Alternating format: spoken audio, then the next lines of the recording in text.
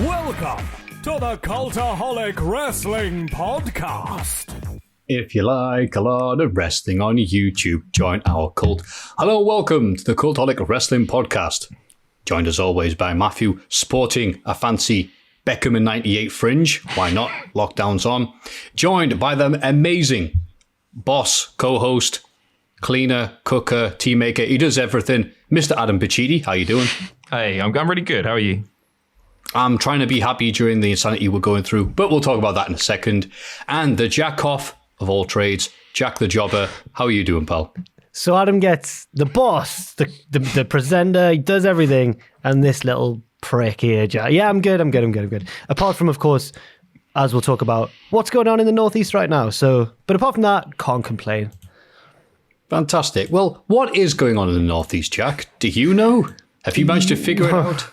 So today it was announced that we're going to be going into a local lockdown, which already happened to some areas around Manchester, I think, and Leeds as well. If I made that up, I'm not sure if Leeds was, but basically, if I'm trying to get the rules right, we're not allowed to socialise with members of other households again, unless we do it in a pub or on a sports team, or if we're going hunting. Big pastime up here in the Northeast. Love a bit of grouse shooting on the weekends. No one knows what's going on. As per usual, the government have said it's happening, and it's happening to midnight tonight. They've given nobody any time to, there's been no notice. It's my brother and my dad's birthday this weekend. They've got the same birthday, they're not the same person. So I don't know if I'll be able to go and see it. Well, I won't be able to go and see them. It's very sad. I know. No one knows what's going on. The support bubble thing, right? You're allowed still to have one support bubble, which if you live on your own... Oh, which you don't, no, because you live with Owen. I live with Owen. Oh, so yeah, God. Can't go and see them. So I could choose one person who lives on their own to form a support bubble with, but I've got no one, so... I'll kill my housemate, and then you could be my support bubble. No, we do it together. Oh, no, because that would be illegal. Obviously, the murder would be illegal, but the act of doing it together before the person expires... Right. Unless you can engineer some kind of hunting accident with him, then you can do it together. That's a good show. You're right, Jack. We go hunting for him. Yeah. And then have to pay the spare bedroom tax. Oh, no, it's all going wrong. So, suffice to say, things in the northeast of England aren't going great, but we could have said that statement anytime from current day until the mid-'80s. So, we can take it. I do like the fact that there are various politicians going, well, it is a bit of an issue. However, we're all going to come together to beat this. No, we can't come together to beat this. That's the point, local politicians. Use your wording more carefully. It's a good job, though, that we have the wonderful world of wrestling to fall back on to take the piss out of for a while, eh? True. Yeah, we can make ourselves feel a lot better by reminding ourselves that the One Joke Twitter account, Is Teddy Hart in Jail, has spent the last few months, tweeting out no every single day until this week they tweeted, yes, Teddy Hart is in jail. The latest update on Hart, real name Edward Anus, is that he was sentenced to 10 days in Richmond County Jail. Whoa. His surname is Anus. A-N-U-S. Hand on heart. Well, A-N-N-I-S, so it's my northeast pronunciation. Anus. Yeah, okay. Yeah, Edward Anus in a Richmond County Jail, stemming from his February 12th arrest due to possession of a Schedule 3 narcotic. I've read this a few times, I don't quite understand it. His stint in jail is said to have begun on September the 10th. However, he's been arrested again since he's been locked up. So he'd done something else previously, and while he's been incarcerated on remand or whatever it's called, I guess, they found another crime that they're going to... Oh, I see. You know what? He did always try and jam too much stuff into the same match, so it kind of follows suit. It's a bit on brand. I like that. Nice. I like that. Cheers. The arrests come from Hart being declared a fugitive from justice in May. So he was arrested on September 11th for that charge and is facing charges of a felony arrest without a warrant. He got a sentence of 10 days, is that right, for one of the crimes, what he's done? I haven't seen the... Oh, he sentenced to 10 days in the county jail from possession of a Schedule 3 narcotic, yes. Right, okay. It's all going to end really poorly, this, isn't it? And I don't want to speculate and be horrible, which is exactly what I'm doing now. But something is bad. He's going to hurt somebody, or some harm is going to come to him, or it's just not going to end well. It's a really terrifying thing. Yeah. Still, anus. Again. So I thought I'd start with the happy news to cheer us all up. Wade Barrett signed a 1-year deal with WWE. And with that money, I'm sure he'll be able to buy lots of pie bombs when he's allowed to go back to the Northwest. Oh, yeah, he's northern, isn't he? That's a pie, it's easy to forget 2 that. bits of bread. Pie bomb. Where's he from? Preston? Nice. Thereabouts, yeah. I'm so happy to see him back full time. And I don't want to just like jump the gun and be like one more match, but I'd love to see one more match from Wade, or to see him come back full time. I don't know how old he is. I think he's in his 50s. But it would be good to see him do something. Yeah, that isn't just commentary. Which isn't taking anything away from his commentary, because his commentary's great. And I know he's not 50 before you comment. Yeah, and it is funny because he is such a huge man, but you don't appreciate that in WWE where everybody's at least massive. But when he was in WCPW, it's like, here comes the general manager to talk to the champion. Hello, can you see me down there? It's hilarious. In fairness, he's shorter than the previous general manager, me. He's actually a smaller man than me. Smaller man. A smaller He's man. A smaller man than Not me. just in size. Right. There you go. There's a new Cultaholic news section. And a Pacitti shockingly shoots on Wade Barrett. They're mates. They're just pals ribbing each other, I think. Yeah, that's right. They're the only people who see eye to eye with one another. Hey. Will Hobbs signs with AEW. Must have been because he helped Jack's team win on Football Manager. That nailed it for him. The new season started yesterday and it's going horrendously badly. Owen talked me into starting a radical new formation, and we've been losing a lot. So you signed a new goalie. Owen was explaining this morning. What's his name? Seydou Sai. Oh, Seydou not Sai. him. Yeah, I know. I'd never heard of him before. His stats were good, but we've got buyer's remorse now, big time. Owen was saying he was trying to make saves and he's not tall enough, so he was just jumping He up looks and going, really. He looks like that. His stat sheet says that he's 190 centimeters tall, which is about Big. 6'3" or 4", like about that. On the game, he looks short. What's the typical height for a goalie? 6 foot plus. Okay. Like if there's a goalkeeper who's 5'11", it's like remarkable. It's like, whoa.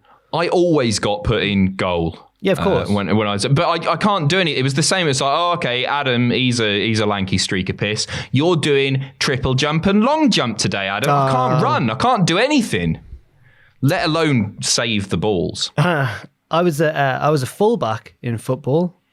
I didn't even know that was a position. I thought it was an American football thing. What's a fullback? Like a right back or a left back. Oh, okay, gotcha. A winger. Yeah. No. You different. Yep. Defend. You're right back. Right back in the change rooms.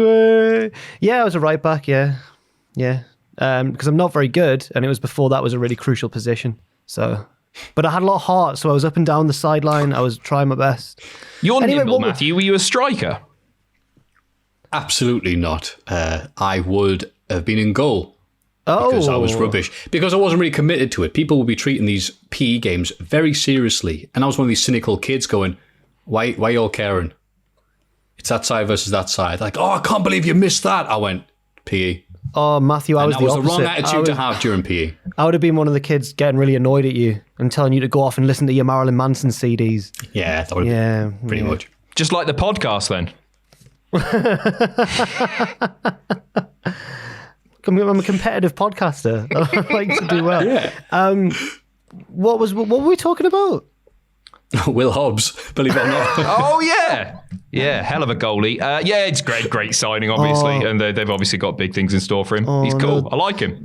I like him as well. This doesn't bode well at all for the podcast because the mailbag is long this week too. The questions were long.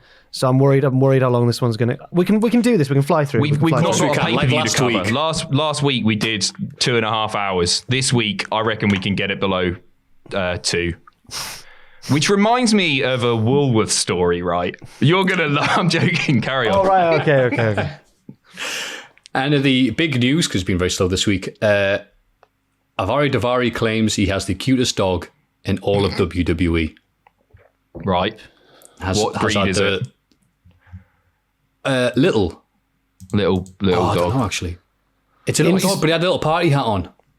Like it's like Kirby and Smash Brothers. So I'll have to find it. In similar news, Trent Beretta's mother brought she made cookies for everybody backstage at AEW. So that got reported by Fightful, and then Trent retweeted it and put huge news. Well, that's very, very sweet of her. She was like the nicest woman. Dog? Okay. Maffew, any idea on that? I used to hate little yappy dogs, Jack Russell, but I quite like one now. Little handbag dog for me. I'd like one of those little dogs that, if they're annoying you, like kids, you just pick them up and take them out of harm's way. Yeah. The uglier the better as well. I babysit, by the way. I'm not running around taking... Oh, Jesus. All context things.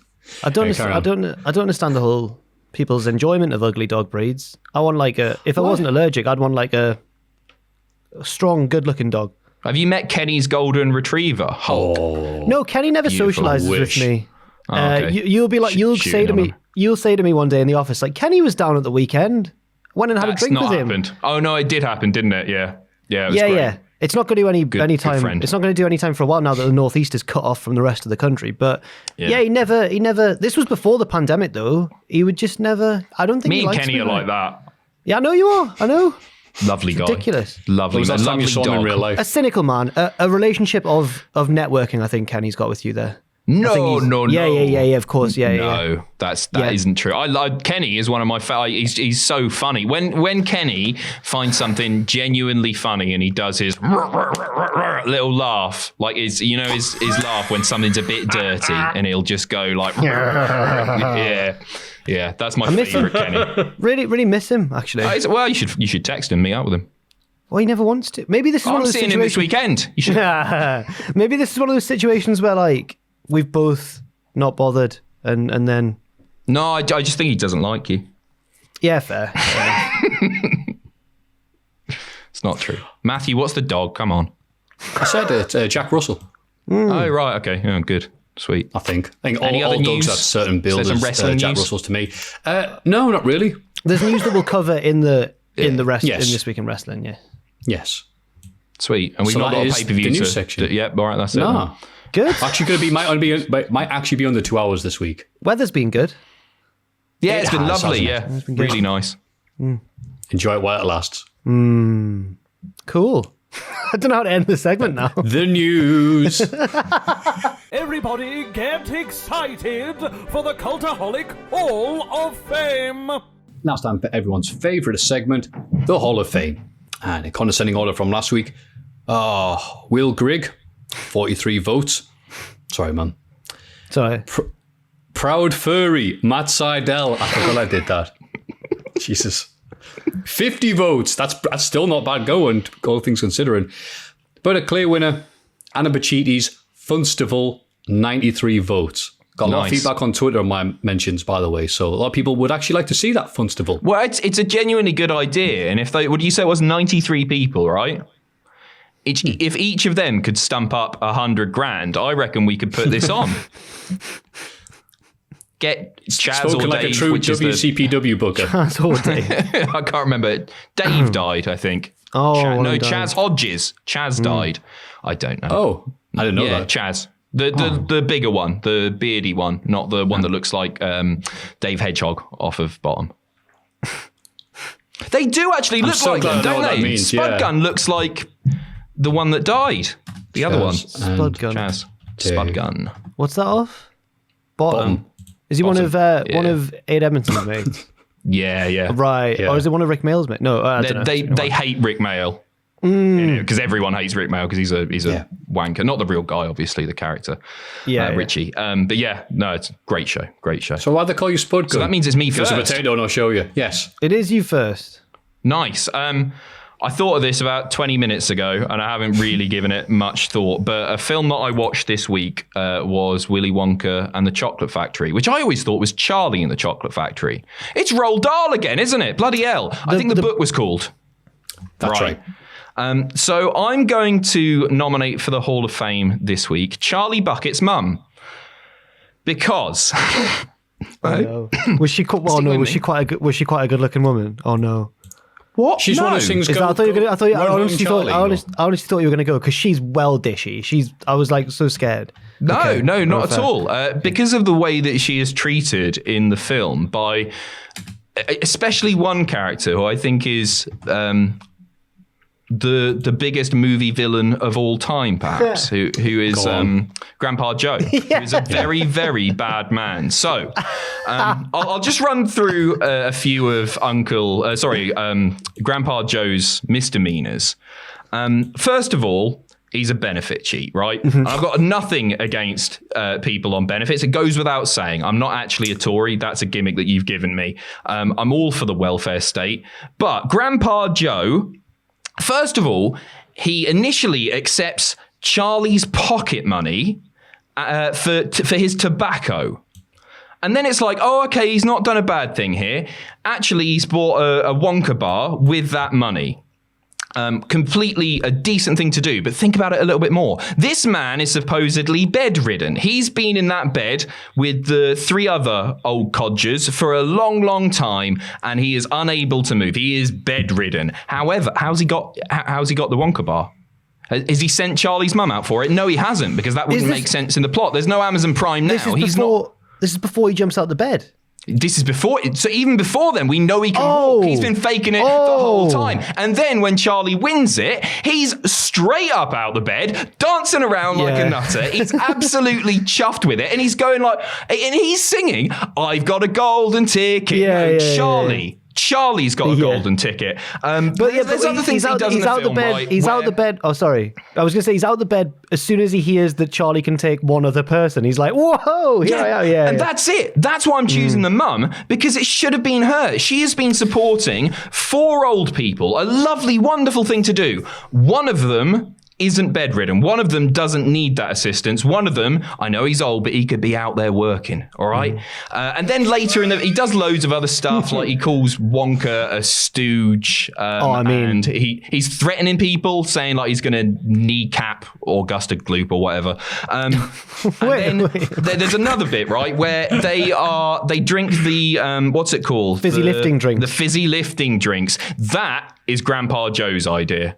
They've had an amazing day. They've had a lovely time out, and he thought, let's just dick about. Come on, we do what we want. It's like when you get lost from your school trip out, you leave the group and you just go and cause mischief. That's Grandpa Joe. He's a really bad man. So, because of this, and I like to think we do a lot of things for social good here at Cultaholic, I'm trying to give Charlie's mum, who is just listed as Mrs. Bucket, I'm trying to give her the props that she deserves by hopefully getting her into the Cultaholic Hall of Fame.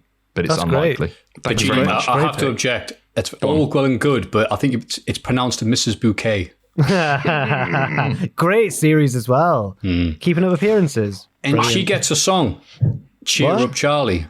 Yeah, she does get a song. She's got a lovely little voice. Like, bloody hell, I live in this house with 4 old people in one bed, and all I want is a chocolate bar. All my mates have had like thousands of chocolate bars because they're doing the sums on the board. He's just like, how many Wonka bars did you eat? I ate 35,000. How many did 10,000? All right, so 5,000 divided by 10,000. Yeah. How many do you have? What a film. What a film. No. So, 2 chocolate bars. 2? Yeah. Yeah, 2. I live in a shanty house, to be honest with you, mate. You know. What a film. I just thought of another thing that Grandpa Joe does. At one point, he says, I wish I could get out of the bed and help you out, but the floor's too cold. He's looking for any excuse to be a lazy, disgusting layabout. He's there covered in like cabbage soup or whatever it is. He's a bad man. So yeah, Mrs. Bouquet. He's a bad man. I rewatched Charlie and the Chocolate Factory as an adult and did not realize, because when you're a kid, you don't really think about how good the singers are in musicals. Charlie can't sing a note. Charlie's a dreadful singer. No, you're right. Yeah. In my memory before I rewatched it, when him and Grandpa Joe sing like, I've got a golden ticket, and Grandpa Joe's doing the whole, I never knew that I could fly, no, and Charlie's doing it as well. And I remember watching it and I was like, he can't sing at all. He's really, really, really bad to get cast as the lead in a musical. They get someone else in, like they would have just had Donny Osmond doing it on the side, little Donny Osmond or something, but they didn't bother. And you're right, he can't sing. No, he's bad. I think that's why they did it, because I thought it was maybe you sometimes have a favorite relative. Nothing personal, man, but Grandpa Joe is just cooler. He knows where all the dives in town are at, probably. But I think it might be like, all right, there's probably going to be a lot of singing and dancing in this. Grandpa Joe, do you want to come with me? Oh, Charlie, my legs. Well, they'll be singing and dancing. I think that was it. And he was assessing them going, all right, cheer up, Charlie's a bit of a downer, ma'am. Love you, but it's supposed to be an upbeat film. You got a golden ticket. You're doing handstands. And the fact that the actor, if I remember this weird fact, he was like nearly blind at that Charlie? point. No, not Charlie. The Grandpa Joe. Oh, right. Yeah, Charlie had a hell of a childhood, like that opium addiction. Looking back, when you were doing the teacher bit where he's doing all the sums and that, is the atmosphere of the film all a bit Pink Floyd's The Wall? It's all a bit dystopian and a bit creepy. Yeah, it's really creepy when they go through the tunnel. The riverboat. The lights, yeah. Terrifying. I mean, it's an amazing film. Yeah, it's an amazingly made film. Definitely had an impact on me as a kid. Probably be a lot more normal. I hadn't watched it on repeat every bloody day. But at the same time, it's also funny. Not funny, haha, but funny that Roald Dahl was not a fan of the film. I know. Did not like the changes, went, this is not what the book's about. And so he did not sign off on the sequel to the book, The Great Glass Elevator. That's where they go and fight the Amazing Kinniggits and all these other aliens and stuff from the book, which I thought was a shame. But the other thing is, Roald Dahl had that about a lot of stuff that got adapted. Oh. He did not like the witches. And apparently there's a story that he waited outside the cinema, his local cinema, that was showing the witches, and would tell people, don't go see it. I'm Roald Dahl, I wrote the book. Don't go see it. Go see Free Willy instead, or whatever the hell else is playing. You know what else he didn't like? You know what else he didn't like? Because I was reading up on him the other day. Jewish people. I knew you were going to say that. He was an anti-Semite. Go and read his Wikipedia article. I don't want to. I know. No. So this is now a Quentin Blake podcast. Who's the real genius behind Roald Dahl? I know. Go and read up on it. He was a nutter. Wait, in what way did he not like? I don't want to defame him in any way. Just go and read up on him. I think you just have, but all right. Yeah, I have actually. Yeah, well, wasn't Tolkien racist as well? In a way. Was he? Oh, mate, I didn't know this until years later when they're talking about that. Like Tolkien wrote. Adam, the you go ahead. orcs. Sorry, I'm talking too much. Sorry, I was just going to say, everyone's drawn allegories between like all the evil orcs come from the east and they come over and like, it's just a bit nasty. Oh. Yeah. What's yours, Maffew? Wait a minute. Reputed anti-Semitism. Oh God! Look how many paragraphs the reputed anti-Semitism thing has on Wikipedia. Oh. So mine is I'll lighten the mood amazingly right now. Adam knows mine. I told him just before. Mine's Billy Joel. Oh, he's an anti-Semite. No, he's not. He's not. Oh no, his Wikipedia page is even longer than anti-Semitism. Go on, why Billy Joel? Because he's brilliant. Billy Joel's fantastic. I remember I just was listening to him before. I was listening to all the Billies. I was listening to Billy Ocean, but I've mentioned him on this podcast already. And I was listening to Billy Joel as well. And he's just got, it was just on Spotify, just his most popular songs. Every one of them, absolutely fantastic. Piano Man, We Didn't Start the Fire, which is Adam's least favorite song now. So many others that I can't think of now. And others, in a way. You actually introduced me to Piano Man. You put that on. You put that on Spotify. 2 years ago? I'd never heard it in my life. It's an amazing song. How had I not heard that song? It's brilliant. It's so good. Yeah. And he just seems like he's not really lost it. Like if you see him, like videos of him nowadays, his voice hasn't really gone. It's gone a little bit, but he had an amazing voice anyway. And I just think he's fantastic. And he plays the Dodger in the Disney Oliver, which is a great film. Have we not seen it? You've not seen the Disney Oliver? I've not seen it. Disney Oliver. Oliver's a cat. With the cat. Oliver's a cat, and all the ginger cat. Right. All the cats are dogs. All the cats are dogs, Jack. all the gang are dogs. And it's Billy Joel, which I learned later in life, singing like the whole Street Savoir-Faire song and everything. Brilliant. Can't picture it. I got Street Savoir-Faire. Why should I worry? Why should I care? No. Okay. Well, it's a great song anyway. I like that, Jack. You hit those notes like that. That's what he does. Better than me. He's Billy Joel. Yeah. So mine's Billy Joel, but I can't think of like a story to go with it or a funny reason. I just think he's great. I'll take Billy Joel. I'm worried this is definitely a white people podcast, so I'm worried that we've got quite a young audience who are going to be like, "What? He's not Lil Pump." So maybe do a little impromptu Billy Joel concert just with a few of the big ones now. Just a medley. Do a little medley. Here we go. Where'd the guitar come from? I don't actually know any Billy Joel songs on the guitar, so never mind. How's the chorus to Piano Man go? Sing us. I don't want to sing. Say it then. Yes, you do. No, I don't. We don't. I've knocked off a soundproofing thing on the wall. He's got soundproofing behind him and a guitar to the right of him. Oh, I don't want to sing. And a head and mic and headphones. No, mine's Billy Joel. I think he's good. Very good Billy Joel. Can he be down as very good Billy Joel in the thing? Yeah. Cool, cheers. Wait, what was the song you tweeted something earlier? Billy Ocean. Girl. That was Billy Ocean. No. Oh. That was just Billy, but Billy. I've already mentioned Billy Ocean on this podcast numerous times because Maffew didn't know "Get Out of My Dreams, Get Into My Car." That was his. Yeah. That was his Piano Man for you, like a blind spot song that you don't know. I can't think of a single bad Billy, unless I'm mistaken. Billy Madison, brilliant film. Billy Ocean, Billy Joel. Corgan. Who? Smashing Pumpkins, NWA. Billy Corgan, yeah. Corgan. Decent guy, yep. Decent guy. Think of a bad Billy. Kidman, You Shoot can't- Star Press. Billy Kidman, decent. Bryson. Billy the Kid. Bryson. Billy the Kid, less, yeah, but we'll go with that. Legendary. Billy. No Billy- Mates? Billy, yeah. Yeah, that's not on, is it? No.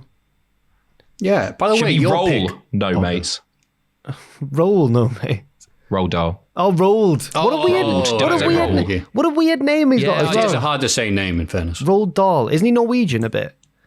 Or something? I think he's half Norwegian or something. Didn't get Or that was. far. No. Fair enough. He's born in Wales to Norwegian immigrant parents. Oh, okay.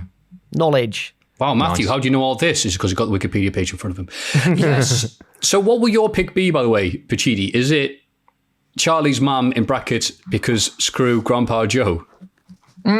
Just Mrs. Bucket, right? Or yeah, I guess so. Yeah, I do need to get across the fact that this is the nomination is very much because of a different character in the film and what a bad man he was. Yeah. I read a really good Twitter thread or like Reddit post or something about how Violet Beauregard should have been the one to get the chocolate factory. She should have won, not Charlie. Okay. Because she's passionate. She knows a lot about chewing gum. She already has a working knowledge of the confectionery industry. She shows that she's got adaptability because she went from chewing gum a lot to eating Wonka bars a lot to win the competition. She's a great saleswoman. She talks really fast and like, hey, blah, blah, blah, blah. And she didn't break the rules like Charlie did. She didn't steal fizzy lifting. You stole fizzy lifting drinks. And she didn't do that. She took Everlasting Gobstopper from Wonka. Yeah, but it wasn't as big. I wouldn't do that. I really wouldn't. It wasn't as big a transgression as the fizzy lifting drinks, in my opinion. It's only slightly breaking the law. Well done, government lad. Carry on. So, can you hear that? It's kicking off I around heard me. that. Ooh. Yeah. Someone's Like used a their gong upstairs. That's what it hand- sounded like through my thing. Someone's collecting in a new Hand fridge. It's lunchtime. So we've got Billy Joel, Mrs. Bucket, Maffew. What's yours? Yeah, that's it, Matthew. Mine is going to be, after a not very exciting week for stuff outside of wrestling or my life, it's going to be the unexpected pleasure of seeing Volta. You may remember him, that was hard to say, from years ago. Used to be a meme, used to be my most favourite wrestler. Kind of not really, because NXT UK is, well, it's kaput. However, on on BT Sport Twitter account, they posted some footage of Walter wearing the NXT UK title over his shoulder, going to the West Ham club and the stadium. And straight away, I thought it was going to be, oh, yes, great, West Ham, big fan, whatever. Him pretending to like them or something. I thought it was a bit weird. No, and so the first thing he says on this video is, wow, you haven't seen a champion around here in a while, eh? Yeah, and he's just ripping the piss out of them. Mm-hmm. He's like, look at this pitch. Is it usually like this? He goes, yeah, it's usually like this. Garbage. He says it's not as big as Schalke's, because he supports Schalke in the Bundesliga, and he says, it's half the size of Schalke's stadium and all this sort of stuff. I thought it was really funny. Yeah. It's unexpected gimmick change for Walter, where he's dead serious, He's talking about wrestling and the ring camp. But as soon as he's the British Football Club, it's like, ha ha ha. So wait, please come your up to St. pick, James's Matthew, Park. Yeah.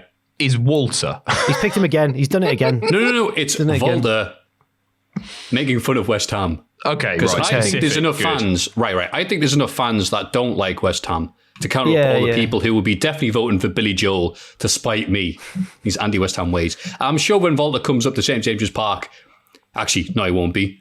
He's definitely not a fox hunter, so maybe we'll have to wait a year for that. When he goes to any other club, we can all laugh and appreciate him. As long as he does every single club.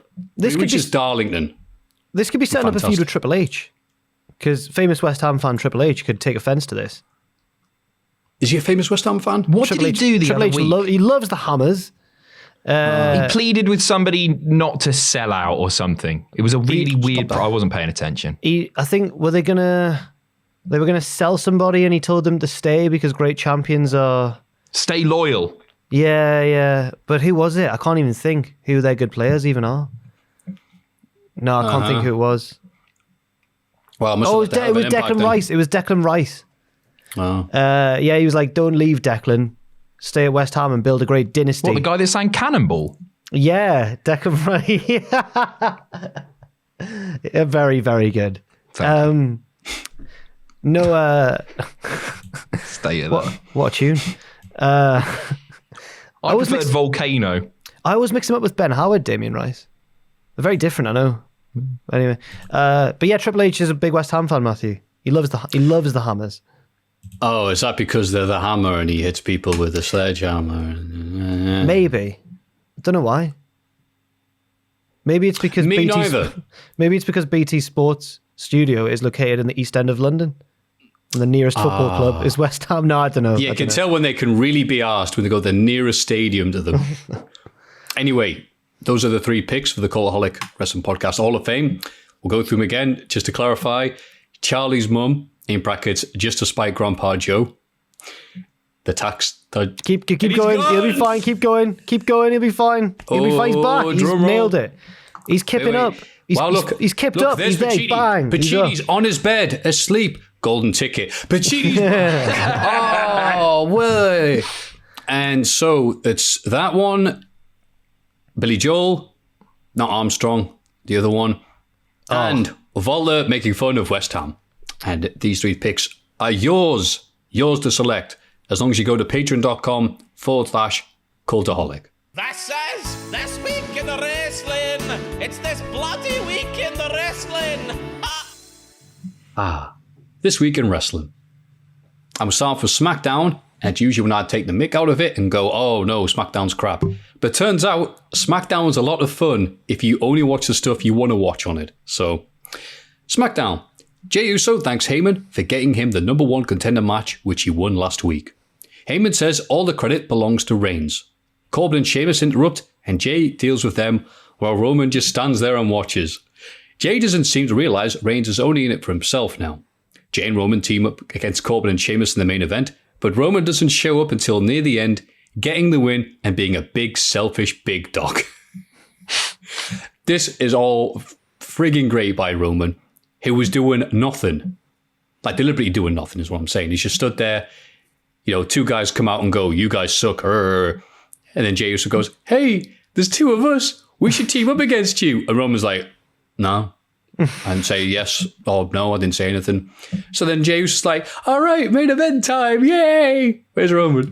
And Roman doesn't even show up until the very end, tags himself into Jey, spears him, pins 1, 2, 3. Loved every bit of this. He's really I love using big dick tribal chief Roman Reigns. He's really using the Grandpa Joe method of being a heel. Just laying about. Oh, there's a chance to win the match. He's got a golden ticket. He's in. Yeah. Yeah, it's Your great thoughts? start. I love the promo at the beginning, like sniveling twat Heyman is my favorite Heyman, and he was just so like big, constantly like licking Roman's ass, and it's just my favorite version of him. Yeah, it's brilliant. Who'd have thought that a feud for the Universal title involving Jey Uso would be the most captivating thing on probably all of WWE's TV right now, but it is. Nothing against Jey Uso, who I love. It's just you didn't expect that 6 months ago, did you? Who I love. Absolutely not. Who I'm in love with. You never shut up about Jey Uso. You know when Pacitti says he loves someone, he doesn't love them. The start of Jeff Hardy and AJ Styles' IC title match is interrupted by Sami Zayn, still claiming he is the legitimate champion. Adam Pearce shows up to escort him out. Zayn returns anyway to ruin the finish of the match and stand tall with his title, which in fairness, he did never lose. I'm on his side fully. I want him to. For me, he's the babyface in this. It's one of those storylines like Daniel Bryan, Eco Warrior, who's a heel for just Vince, and everyone else is like, he's doing all right. Sami Zayn for me was screwed. He has a legitimate grievance. They said, didn't WWE say, or was it AW who said? There were definitely reports that WWE were saying, don't worry, if you need to take time away, you don't want to risk it, then you're not going to lose your spot. And then they took the title off him, and I'm fully on Sami Zayn's side. But what did you think, Adam? Yeah, you're right in the comparison to Eco Warrior Bryan is perfect, because it's like, it's one of those things where it's not what he's saying that's wrong, it's the way he's saying it. So he's unlikable because he's a bit of a prick about it, but actually, like everything that he's saying is pretty just as well, the basis of it. And yeah, I hope he gets the title back. He won't, because it's Sami Zayn, it's WWE, but fingers crossed, eh? Mm. So he's the Mrs. Bucket of SmackDown. Nakamura and Cesaro lose a non-title match to the Lucha House Party. Bloody hell. After distraction from the Street Profits. Ooh. I really thought you were going to go against the Oompa Loompas, Kalisto and... How dare you? I didn't mean it. Sorry. The Oompa Loompas had talent. After distraction from the Street Profits, the Street EPs have crashed the Champions Lounge and throw a party, which enrages the champs enough to get rolled up. To get rolled up. Rolled all up. Rolled down. Oh, God. Every time the Street Profits do anything noteworthy, I always tweet Ben from Triple Jump, because he just has a burning hatred for... Ben only really watches NXT. He's not much of a main roster fan, but he just hates Angelo Dawkins a lot. So whenever Angelo Dawkins does something obnoxious, I'll send Ben a screenshot. And in this one, it was perfect, because he just had a mouthful of like popcorn, and it's so good. I think it's a bit of it's an overused WWE trope, isn't it? The distraction, and like Nakamura and Cesaro should be good enough that they can not be distracted by some people just popping out. But hey, it's fine. It is what it is. So if we were at like back when we were doing shows, if someone came backstage and threw a party in like one of the dressing rooms, I did. Right? No, we wouldn't be like, we'd just be like, that's a bit weird. Why have they turned up to our show and done that? But we wouldn't be personally like aggrieved, because it's not their Champions Lounge. I don't understand. It was a strange one. Didn't understand it. Yeah. Gutted for Lucha House Party, because I swear they were getting something. Or maybe Grand Metalik was getting something, and now they're not, and now they are, and then who cares?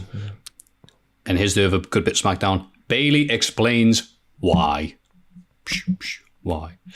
She says that she knows Sasha better than anyone and turned on her before she was betrayed herself. Easy for me to say. There's actually a very good point. After they lost the tag titles, Sasha was useless to Bayley.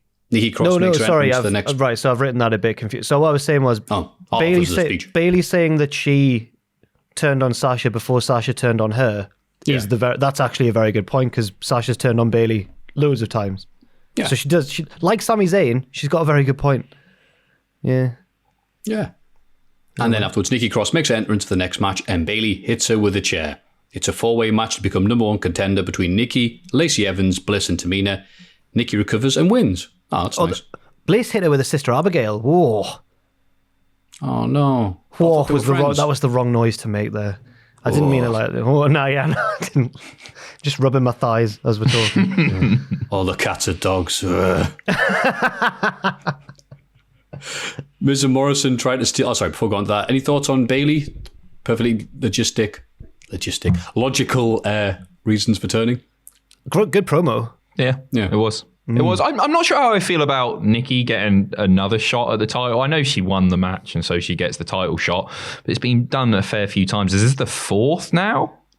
And it'll be a shame if she does win. That if that win happens, it'll probably be because Sasha costs Bayley, which will be a shame for her first title win to be in that circumstance. But yeah, it's fine. I like Nikki as well. But I feel like this is somehow going to transition into Nikki versus. It's got to be Nikki versus Bliss at the next big. That's going to be the next big feud for her.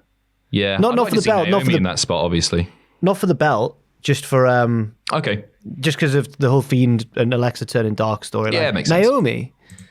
Yeah, I feel like obviously there's the little movement in the number behind her and one in the number one everything. contender Yeah. spot. Oh yeah. Makes sense. But that's you know what that's working. So that's exactly what the reaction that they want is the fact that Naomi's not there, and so we kick off about it. And get some organic movement behind it. Or they're just not doing anything with her. Or that. Miz and Morrison try to steal Otis's contract again, but there's just an apple core inside this time. And as they posted on Twitter, hey, we got it back. Everyone commented that the Money in the Bank contract was hideously out of date by several years. Nice of them to post that online for the world to see. And anyway, Bray Wyatt introduces a new puppet to the Firefly Funhouse, Wobbly Walrus. It's just Heyman, innit? Yeah. Oh, is it? Yeah, sorry, I know. I saw people describing it as absolutely genius because they call Paul Heyman a walrus. Do you get it? It's like, what? Is that not the most obvious? What? Yeah, I don't know. It's fine. I mean, I wouldn't want to see Roald Dahl's pitch for what Paul Heyman's puppet should have been, but for now, no, I'm sorry, no. Jack, you're better than that. That's what me and Pacitti do. This was a nice one. But yeah, again, only watching about 30 minutes or so of SmackDown. Great. Love digested SmackDown. Raw, in your face. In your face, Maffew. Why was it in your face? Doesn't matter. Don't know. Ratings, football's back. Need to do something. On Raw, in your face, Drew McIntyre opens the show and wants to make his Clash of Champions defense against Orton an ambulance match. Should have got enough to be doing with COVID, but what do I know? Adam Pearce comes out to explain... they're just using an ambulance during a really important Shocking, time. That is bad from Drew. He should know better. He should.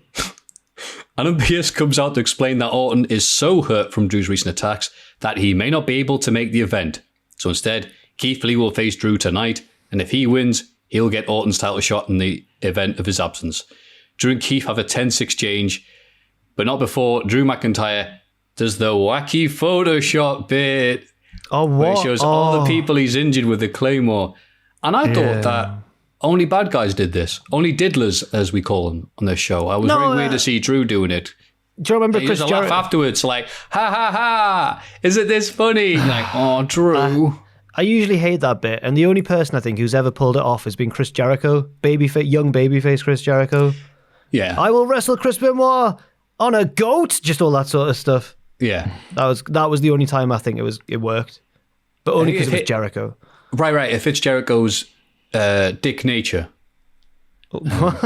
Dick Nature was a philosopher. The Street Profits beat Cesaro and Nakamura in the Interbrand tag match, In Your Face, and another tag team argue backstage. Shockingly, it's Andrade and Angel Garza, and Zelina Vega storms off. That's just because they always argue. They're always arguing, so that's why I was like shockingly, yeah. Shockingly. Oh, I see. Shockingly in capital letters for sarcasm. Right. I should have done the yeah. No, shockingly. Oh, right. That's not that shocking. Yeah. Nice match here. Lots of big bumps. The nice to show. I love it when Cesaro doesn't often do this. He does the press slam in the elbow. Not just forward likes them. But apart from that, it was just a tag match, wasn't it? Yeah, it was decent. I feel like maybe the wrong decision, a really minor thing, but after Friday Night SmackDown, I think it would have made more sense for Cesaro and Nakamura to win. It's a minor complaint, but whatever. It's a good match, and Cesaro looked great, obviously. Yeah. Apollo Crews and Ricochet cut a promo. Oh no. Nah, it's usually a sign of concern, but luckily, Cedric explains why he joined the Hurt Business. He replies he wants to succeed, and asks how many beatings it took for Apollo when he was US champion. Oh, I see. He took for Apollo. He took it, to protect Apollo, yeah. Yeah, that reads good. Like Bayley on SmackDown, it's a very solid point. Again, another heel. Single week. Another heel with a good point, yeah. Cedric faces Ricochet in a singles match and beats him with a huge lumbar check. Ricochet does that, boing, goes over the moon, lands, and then gets pinned. 1, 2, 3. Retribution interrupt the post-match segment, so the Hurt Business replaced Raw security team. Adam Pearce is involved again. He's everywhere these days. He's the James Corbin of WWE. James Corbin. Oh, Corden. Oh, Christ, hi. Yeah. No, it was good. No, it worked. Yeah, it works so well. But yeah, Jeremy Corbyn of WWE. Right? Bloody hell. Is the Baron Corbin? It kind of worked if you meant Baron. Yeah, there you go. Yeah. But I suppose Corbin's the Corbin of WWE. Anyway. Yeah, the Baron Corbin of WWE. Who isn't Baron Corbin? Her business right now, one of my favourite things of Raw. I think they're absolutely class together, and like it's the best. Like if you want to look at Bobby Lashley as the main star of the group, it's the best he's looked since he came back to WWE. MVP a big part of that. Just the best mouthpiece that you could have on hand for that. He's perfect for the role. This guy who can come in and he can have the occasional match and everything. It's spot on for me. I love it. Yeah, I love it. Asuka beats Mickie James in the highlight of wrestling this week. She do you retained think? the Raw Women's title with a weird finish that apparently fooled everyone.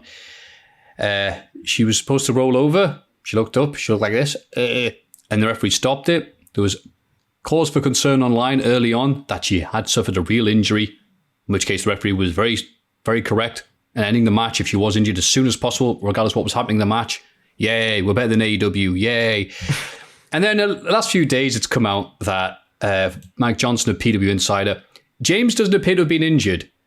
The planned finish was for Mickie to tap out after being trapped in the Asuka lock, but the official decided to ring the bell because those overseeing the match, including the referee, believed God. she was out on her feet because of how she sold the submission. How have I not realised? They've done this on purpose to make themselves look better than AEW.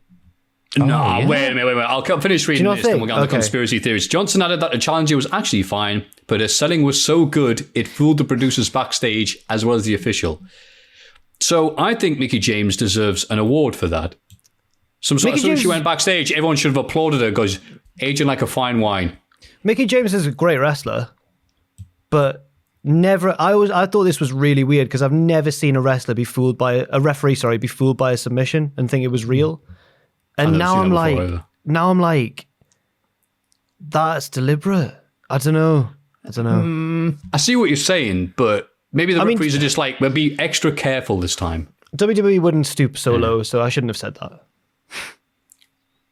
Yeah, good point, Jack. What do you say, you, Pacitti?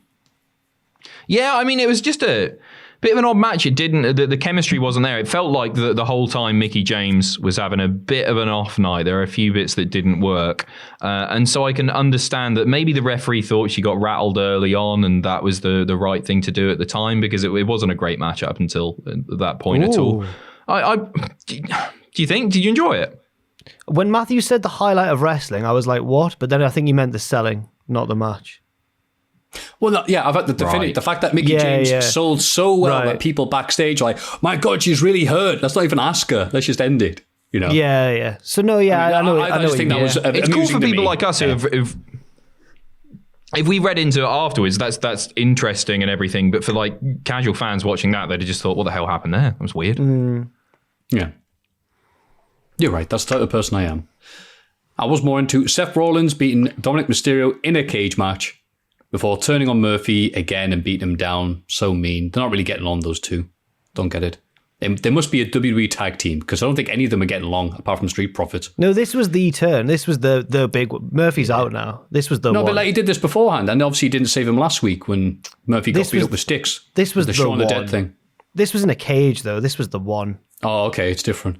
It is. If Seth's going away for a little bit, hopefully this is a little minor, maybe even, well, if he the kid and all that, maybe this is a little passing of a torch to Murphy, who's going to be the guy on Raw for a bit. This could be a real sort of defining moment for Murphy over the next few weeks as well. I really hope so. Maybe it's wishful thinking, but he's amazing. Obviously, I love Murphy. He's got everything, especially the tag team, Quentin Blake and Murphy. Brilliant.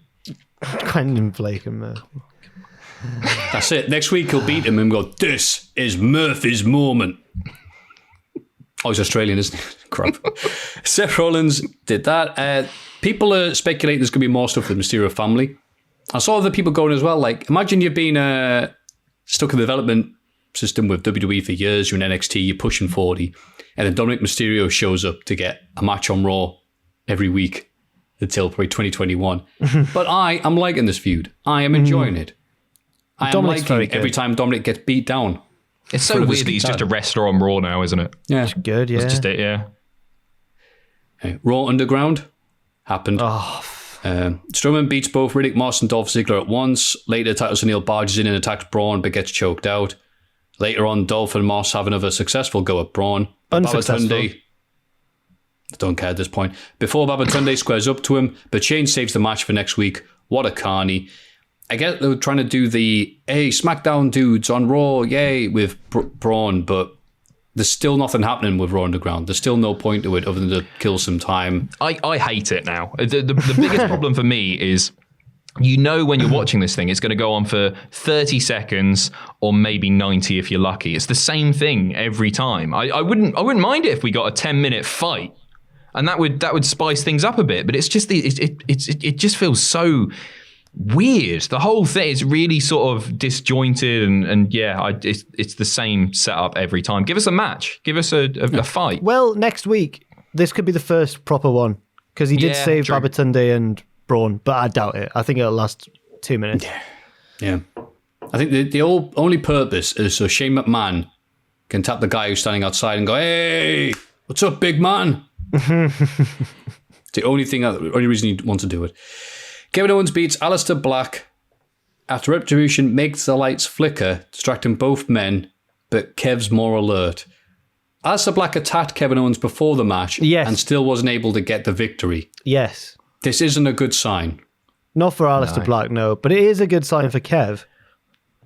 True. Yeah, Let's look at the positives then. I think the finish was a bit poorly executed. I think if the lights had gone out properly and then they'd come up and he'd hit the stunner, it would have been a lot more effective rather than just they were strobing a little bit. You could see everything. They were only off for about 20 seconds, and some of them were still on up there. You could see what was going on the whole time, and then all of a sudden he gets hit with a stunner. I just think it would have been a better visual for the lights to have gone properly off, then come up, and then the stunner. That's cool, but it just made Aleister Black look a bit of a Wally. The one-eyed Wally Aleister Black. There we go. And also, Retribution did get the talk earlier in this episode, and they spoke for a bit longer than usual, and they've got the voice modulation thing on to sound all cool and badass, like Soundwave from Transformers. But it's funny at this point, they're not even trying to hide who some of them are. Wow, who's that really tall white dude? Who could that be? Who on Twitter's changed their profiles to just black with no tech? All right, cool. So I'm happy that How many guy's of getting them a push. are there now? There's like 12 at the end or something? There's so many of them, because originally it was like 5 or so, and it's grown. I'm trying to figure out what they're setting up here. Is this just going to be a 5-on-5 Survivor Series match? Are they going to do like Hurt Business, who came to confront them, and they're the baby faces now, right? They look like it. They're coming out to get these annoying, boring people off our screens. I love it. Yeah, good for the Hurt Business. Give the people what they want. Yeah. And it was also funny, like, again, laughing at the Reeves production and the editing's like shooting fish in a barrel at this point. But to show that Retribution, where it was raw and edgy and this is real and all this, instead of having like one camera focus on them, or like just a hard camera to make it look like actual authentic, or I don't know, some sort of CCTV footage, they kept on cutting to a different camera they only used during Retribution. Yeah, which the looked a special bit blurrier. The blurry street cam. Yeah. Anyway, Drew McIntyre and Keith Lee's main event is interrupted by Retribution, who attack, but then attack themselves by the Hurt Business. Yeah, make the money. A huge brawl breaks out before Drew and Keith stand tall to end the show. So there's no idea what's happening with the ambulance match. We'll have to watch next week to see what happens. Nice little tease for draw. You hate Raw? Raw. I hate Raw, me. Hate Raw at the I minute. love carpets, me. Just my dad used to work for Frank's, so that's burned into my skull as well. No, it's fine. No, I just hate it. I hate how long it is, you know, and how much stuff is packed into it. But yes, sorry, go on. Yeah. No, I'm with you. If it wasn't for this show, like I the just watched the tease, bits I wanted to watch. I'm sorry, Pacitti, you go ahead. My thing's gone funny. No, you went all robotic there. Hello. He was fine for me. Anyway, sorry. I'm here. Maffew, you're fine for me. You're fine for me too, Jack. I'm here. We're on the same page. Oh, if only. Back in the room. Oh. Go on, let's get on. Move on to NXT. Oh, you mess around with me. All right, you get. AEW Dynamite. FTR beat Jurassic Express after a very valiant effort from Jungle Boy. I like words like valiant. That's nice there, Jack. Cheers. Hangman Page beats Frankie Kazarian. Kenny Omega's on guest commentary and walks out during Hangman's celebration. Hangman is sad. Both those matches were great, by the way. I was going to say, the match quality on this episode of Dynamite was very high. Yeah. Even more high than usual. We get a couple of promo segments. MJF implies that he's looking to join a stable, whether or not it's going to be the lads from MLW, Hammer Stone and the other guy. We don't know. Oh, right. I didn't think of that. Right, okay. Hammer Stone and Holiday. While Eddie Kingston tells Blade to get his house in order. Ooh. Watch out, the MJF stuff teasing the stable, I really like, and I hope I'm sure they're going to. They're sort of playing with Jericho and MJF a little bit more, because I love the fact that they get on really well on camera, but they clearly hate each other. I just think it's a really fun dynamic that makes it very enjoyable to watch. Will MJF join a stable? I don't think he will, but I think that's probably the right choice too. He's his own man, isn't he? He thinks he's the bollocks. Why would he? He'll have people to shout at. Yeah, yeah. Wardlow looked a bit confused as well when MJF's talking about what a lone wolf he is. So Wardlow was in the background just a bit going like, they're building that so slowly, but it's working really well. I agree. Chris Jericho and Jake Hager take out Matt Hardy backstage before beating Private Party in a tag match. But Mark Quinn lays out Jericho after the bell. That makes sense because Matt Hardy's been out at Private Party and Matt Hardy was twatted with a bat backstage. I'm worried about Matt Hardy because they gave him the off-camera beatdown, not the actual beatdown. I think if anything they did with Matt Hardy at that point, people would criticise him for. True, very true. If they gave him a chin lock, people would be like, oh, no, mate. So I think it was the best thing they could do there. Thunder Rosa successfully defended her NWA title against Eva Lisa, who was then saved from a heel beatdown. Just Eva Lisa. No, you don't know like I do. I went to Subway with her, Maffew. I literally took her on a date to Subway now. Who else was there? Joe Simpkins, me, him, and her. Oh, yeah, of course it was. Classic trio. Off we go to Subway. And what did she order? Can't remember. A sub. Some sort of sub. Honey oat. She looks like a honey oat kind of gal. Honestly, I didn't really know what to talk about with her. We had an out in common. Let's role play. Let's pretend. So I'll be Eva Lise and you be Jack the Jobber. Well, first of all, I've just turned up to the venue and Joe Simpkins has gone. I've just walked in the room and he's gone, we're going for lunch, Jack. Do you want to go for lunch? And I think we're going for lunch means like the crew. I thought everyone was going for, so I was like, yeah, I'll come along. And then when just Joe Simpkins and Eva Lise walk out, I'm like, well, this is going to be a different lunch, I suppose. So go on, right? Okay. Okay, so we're in Subway. One 6-inch, I think she's 6-inch. 1 6-inch honey-o Italian BMT, please. BMT, is that the one? Whatever it is. I've got my sandwich. I'm sat there. So, Jack, what do you do for a living? Oh, I work for at the minute. I work for WCPW. I'm part of this promotion. Are you? Yeah. I'm a wrestler. You're just one of those YouTube sort of guys, right? Yeah, exactly. Sort of stealing the screen time from the. And what do you bring to the table? I'll stop you there. You've already said more than she said for the entire meal, so I don't know. I don't really know. I don't know what to do bad? now. No, it wasn't bad. She was just like tired and just. It was day 2, I think, of a 2-day show. So should have perked her up. As for the match, it's decent stuff. I'm not sure because AEW have had a bit of a rocky road over the past few months as far as women not getting a decent amount of TV time. And so really good match, but it was weird to see the focus be on the NWA women's title rather than AEW's own women's scene. But I guess that's a part of it now. I still enjoy the relationship with them. It's good to see them working together, obviously. But it was a longer match than a lot of the women who are trying to get their hands on an AEW title have had. It was a good match again. Yeah. Especially when the NWA's come back. Oh, sorry. No, I was just saying Thunder Rosa's so good, but I say it every week on the podcast. Yeah, especially when the United Wrestling Network or whatever, the NWA's kind of come back or working alongside the other company, that other show that's on Fight TV. Right. I can tell this is really working very well. But anyway, I don't know what. I think the highlight of the match was Jim Ross then going, "What a great match! I'm going to send barbecue to both of the women after this match from JRsBarbecue.com." Amazing. Because Jay had nothing to talk about in this match. He's just like, He did have stuff to talk Food. about. He just doesn't. He's just checked out. yeah. Two guys who want checked out are Jake the Snake and Taz, who strike a deal in the ring next. Taz will allow Archer to tag with Cage and Starks next week in a 6-man against Moxley. In exchange, once Archer beats Moxley for the belt, Cage gets a title shot. Moxley interrupts, but is attacked in the stands by Cage and Starks. So Will Hobbs and a chair chase them both off, as real as one of Moxley's partners. Moxley asked Darby Allin to be the third man, and looks like the match is set for next week. I'm surprised Moxley and Allin are getting together. I thought they had a bit of a tiff. They're kind of friends who don't like it. They're kind of friends with benefit. No. So, like, if you ask one of them what they think of the other one, they'll be like, "Oh, he's a dick. I'm not seeing him anymore." But then, at the end of that night, they'll disappear together. So yeah.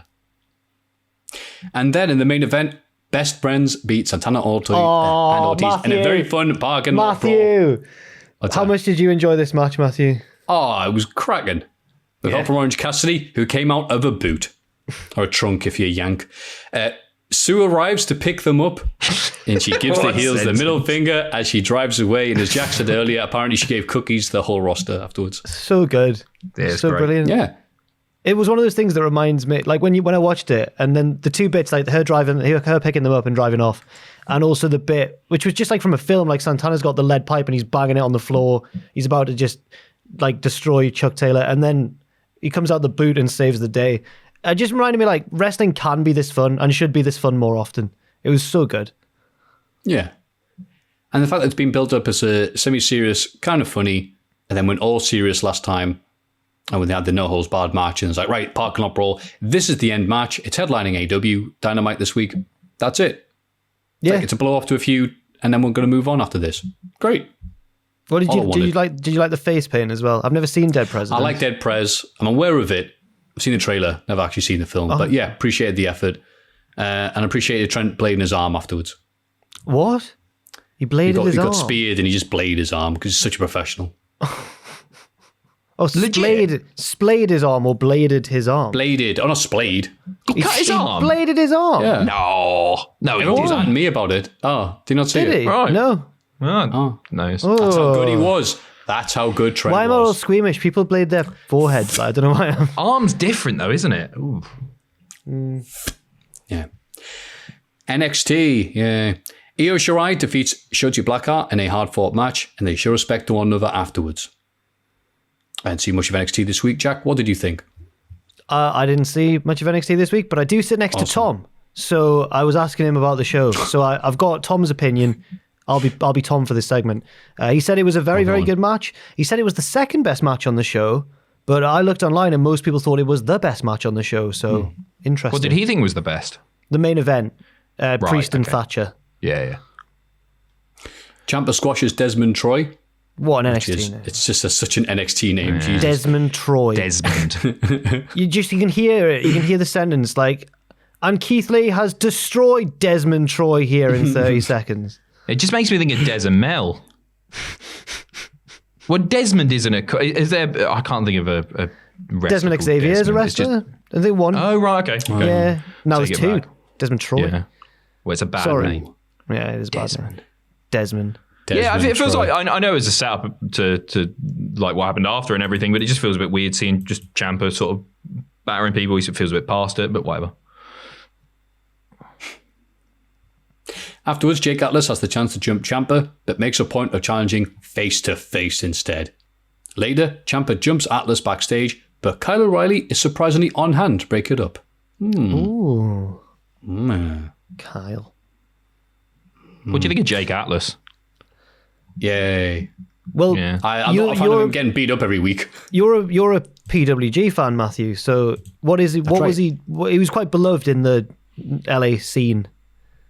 Yeah, I've not heard anything bad about him. He would do that. He would do GCW, just a few shows. That's your endorsement. I've not heard anything bad about him. That's mate, the state of wrestling right now. Yeah. Really though, yeah. you said it better than me, Pacitti. So yeah, I'm happy for him being on NXT. I know that Ciampa's just going to annihilate him, so I'm like, oh no.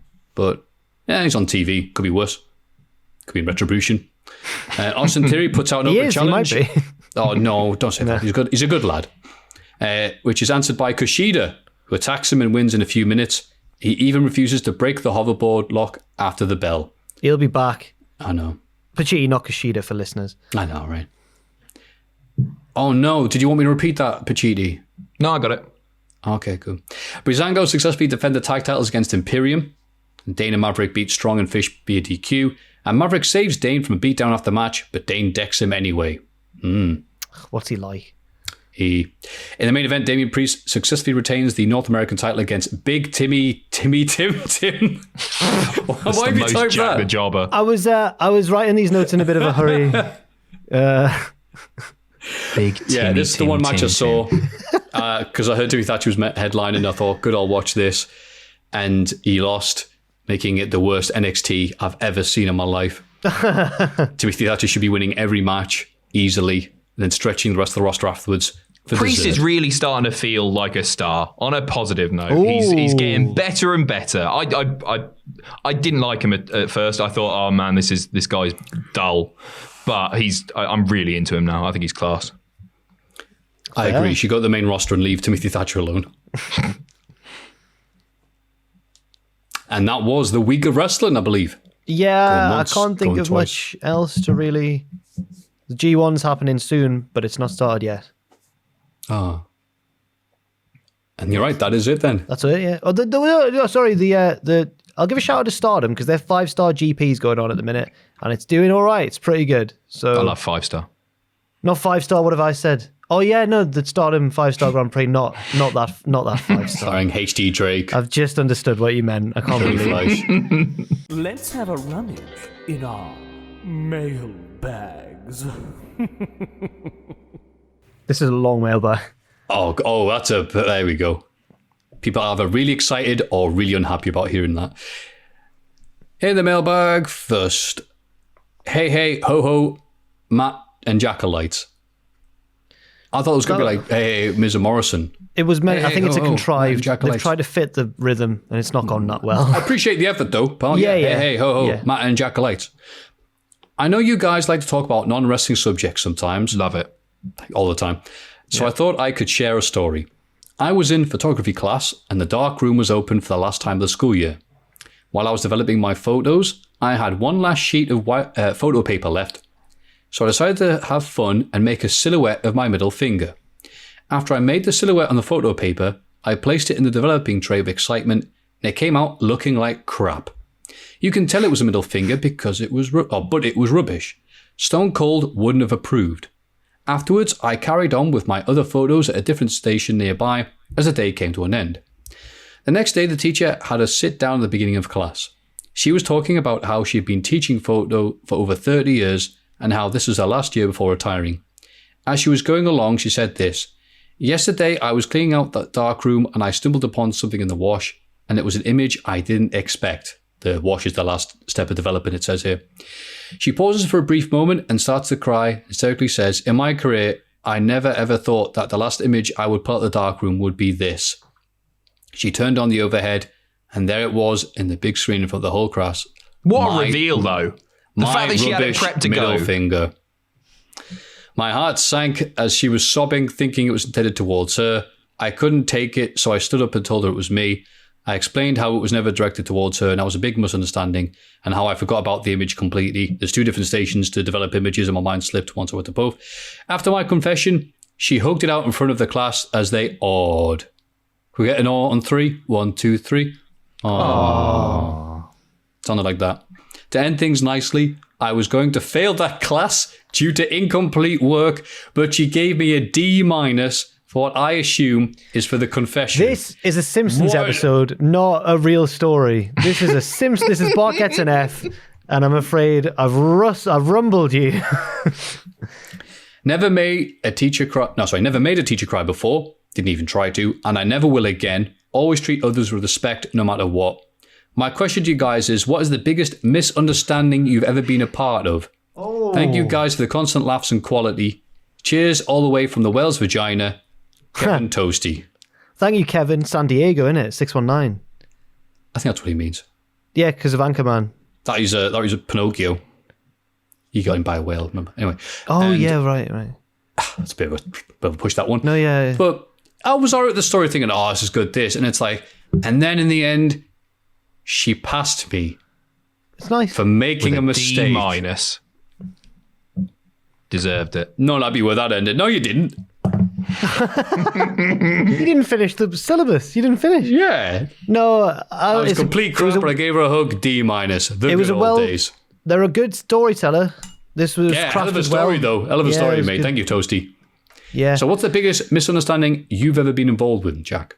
The biggest misunderstanding I've ever been involved in. I think I had one while you were telling the story, and then I got so engrossed. Oh no, I had one when you said it, and then we would start discussing it, and now I don't have one. Can you or Adam do it first, please? I'll try to remember. I've what I got had in one, mind. but I'm worried about telling it. Oh, good. It's I'll You should tell it. But it was one of the most cringeworthy moments of my life, and something that really upset me as well. No, it's all right. Okay. Is it all right? Yeah, I'll do it. So this is when I was working at the arcade, and we had this arcade machine called Van Gogh's Studio, which you go in, you get a photo taken, and it converts it into a drawing, and then it prints out, and you get an A4 sheet of paper with your drawing on it. And this there was an Asian couple that came up to the cash desk where I was working and said, our photo's not come out. And this was a really normal thing to happen. This was really common because actually it looks magnificent. It's this huge box thing that you sit in, but it's just a LaserJet printer in there, and the paper comes through a little flap, and that's it. So normal thing, went over with the keys, opened it up, grabbed the photo that had got stuck in the printer there, took a quick glance, printing quality was fine, handed it to them. They looked absolutely livid with me. And I was like, oh, and I just thought, okay, right, whatever. I went and sat back in the cash box, finished my day of work, and then when I went to clean at the end of the day, I went in and I was cleaning the inside, and then I looked down, and there was their photo. And I was like, what's gone on here? And it had obviously it had come out and it had fallen under the chair, so they couldn't see it. I was like, what the hell? I don't understand what's gone on here. And so I opened the machine up and I looked in, and it's like, okay, there's not any more of these photos. I don't know and then it hit me, right? That about 30 minutes before they had gone in there was a different Asian couple that had gone in. Their photo had gotten jammed. So I opened the door, got the photo, and just handed them a picture of a different Asian couple and smiled at them. No. I felt so bad about it. And I remember giving it to them I've just done a nice thing there. I've just done my job. Big smile on their face, and I've just given them. So they just thought, he thinks we all look the same. Oh, no. It was so bad. And I remember telling my boss at the time, and he just went,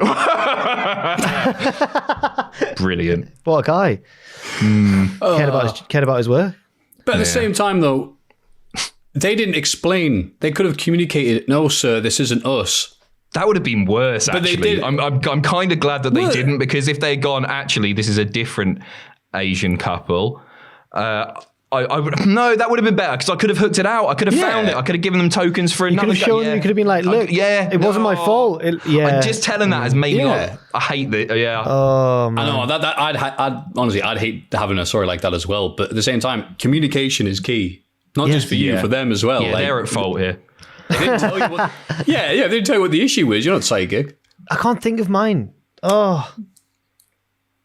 I wish I had one, but these are all the repressed memories. I want to be bigging these up. I had one, and now I can't think of it. Oh, this is very annoying. I've dropped my wristband. It's all gone wrong. There's got to have been one. The amount of awkward situations, especially with wrestlers, that I've been in. Have you not got one at all, Matthew? I'm thinking both work and school about misunderstandings, and nothing. Oh yes, really coming school. up. Yeah, school. Yeah, there must be a school. Did I ever one. hug a teacher? No. I've remembered one. Oh, okay. Come on, Jack. It's not as long as Pacitti. It's not as long a story. Don't worry about that. It's less The Office, more Faulty Towers, a bit more slapstick. Yeah, I was walking through, and I don't know how this happened, but it was non-uniform day. It was like Red Nose Day or something at school. And a lad from the year below walked past me, and he was obviously on his way to like a field trip or something, or he just had a big bag with him for whatever reason. And it was like a walking bag, like a hiker's bag, and it had, you know, a carabiner for the climbing tool, like hanging off it. Somehow, as he walked past me, the carabiner mustn't have been shut properly because it went around my belt loop on my jeans. And basically, I'm being dragged crotch first down the corridor, like stuck to this boy from the year below by the front. And he thought I was just taking the piss. I was like, can you stop? Can you stop? He's like, what? No, get away. So we're going down the corridor like that, knocking into people and stuff. And I'm just like, yeah. And then because I think I was in sixth form at the time, and I was doing politics, and my politics teacher was there. Big, loud Lancashireman. She's like, Jack, what are you doing? And I'm like, yeah, sir. Like, he's not listening. It's stuck. And Mr. Neil, like, God love him, had to like bend down and like undo me from this lad's carabiner, laughing all the while. He wasn't a very sympathetic man. He used to call me King Dog, actually, so he probably went, King Dog, what's going on? And King Dog? He was so because he taught politics, he only taught us from like 16 to 18. So his students were always a bit older, so he was a bit more of a funny palaver teacher, you know. And yeah, that was mine. So mine's more of a physical one, but I do still sometimes, you know, you just sometimes remember something in the middle of the night. You're like, oh, God. I wonder what that lad thinks. Maybe he's a fan. If you're listening, I didn't mean to stick myself to you that day in the corridor. And obviously in between classes at school, you know, like how busy it is. Like there's everyone around, and I'm just like, what if a girl that I like sees it happening? Oh, it was awful. Your Willy's on his bum, right? No. Or on his side. First of all, we're wearing clothes. All of us are wearing clothes. No, yeah. Okay, but yeah, it was that, like, it was my front, Crotch. but it must have been one of the front belt loops. However, I think that's less embarrassing than if it had been backwards. Yeah. And I was just getting dragged backwards down the corridor. Yeah. And I should point out, he was in the year below me, but he was a big lad because I couldn't stop him. I was getting dragged along.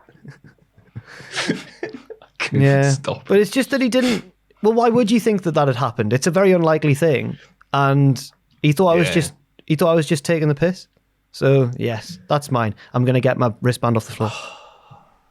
Good. I've got one. It's not kind of traumatic. One time I was flying over to America, I think for MagFest. I went over, and I don't know why, but I've always eaten stuff in the plane. They give you the food. I'm like, get in, free food, and regardless of quality, I've eaten it and gone, that's fine. This time I ate it, and I had it. I was like, that's nice. About maybe 10, 15 minutes later, I'm like, I don't feel very well here. Like, oof, okay. Just give it. Maybe it's just passing, you know, and 10 more minutes go, and you go, no, I'm hotter than the surface of the sun. Okay, yeah, here we go. And I'm like, I try to go stand up. I might as well go wait, queue for the toilets. And then it's like, everyone please sit down. We're having some turbulence. And it's like, no, don't go to the toilets. I'm like, oh. No, stop. I was about to say that was a fantastic pilot impression. It started off like 10 out of 10. But as it went on, the cliff that it went off, that impression was amazing. Like the first bit was amazing, but then you went, everyone please sit down. Don't go to the toilet. Everyone gan back to your seats. Yeah, all right. It started up, but I have to say though, sorry. The start, I'll try it the next time. No. The start of it was amazing. I thought I was on a plane. That was fantastic. So, sorry. Shut your eyes. So sit down. I sit down, even though I'm already sat down, and I'm like, this is definitely coming out here. So I look for the bag, the sick bag you have in your seat. You did. Just as You did not poo in a sick. No. Poo? No. Oh, I also thought he. Everyone listening is going to think that, Maffew. Yeah. Food poisoning. I honestly thought he was going to. Wait, you didn't think I was going to... I thought he was as well. I honestly thought he was going to drop his pants in the middle of the cabin. And just imagine him like, excuse me, sorry. All right. I mean, it would be a way better story, to be honest with you. Oh, I misunderstood. Sorry, I thought you meant I could poo in the bag. Sorry to disrupt your viewing of Ice Age 3. Christ. Jack was in that. Yeah, it was. Yeah. So I do that. Well, I'm ready to be sick in it, but then it comes on again. The tannoy. Bing bong. Hello, this is definitely a pilot. Could put more effort in for Jack the Chopper. And because that happens, it disrupts all the media things that people stop autofocusing. It stops all the things people are watching. So if you're trying to watch, Charlie and the Chocolate Factory going, this is ridiculous, this film, it stops so you can listen to the guy. So it's complete silence after he says, thank you. And I just go, sorry, everybody. Because I puke loud. I'm a loud puker, as they say. Old German couple next to me, just looking like this. Just, all right, pretend he doesn't exist. And I didn't realize how loud it was. That's having a dump it up. I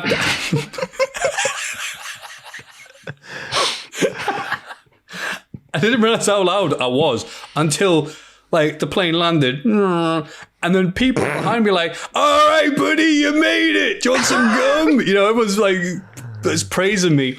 And I walk, obviously waiting for the connecting flight. I'm waiting there. And a guy in a little sim position waves and goes, hey. I'm like, oh, sweet. Is that a fan? Oh, what a small world we live in. Maybe he watches Botchamania. Maybe he's seen me on Cultaholic, even though it was years before that. No, he was at the back of the plane that was just on and was, you the guy who puked? And I went, yeah, that was me. Oh, you're the puke guy. Because we were all at the back going, hey, dude, does this chicken smell off to you? And he goes, well, I don't hear everybody else complaining. And then we heard you be sick, so we need the chicken. Thanks. Did you poo in a bag? Was this on? Yeah. I missed the start of the story. Sorry, because I was on the floor. Was this to America? Yes.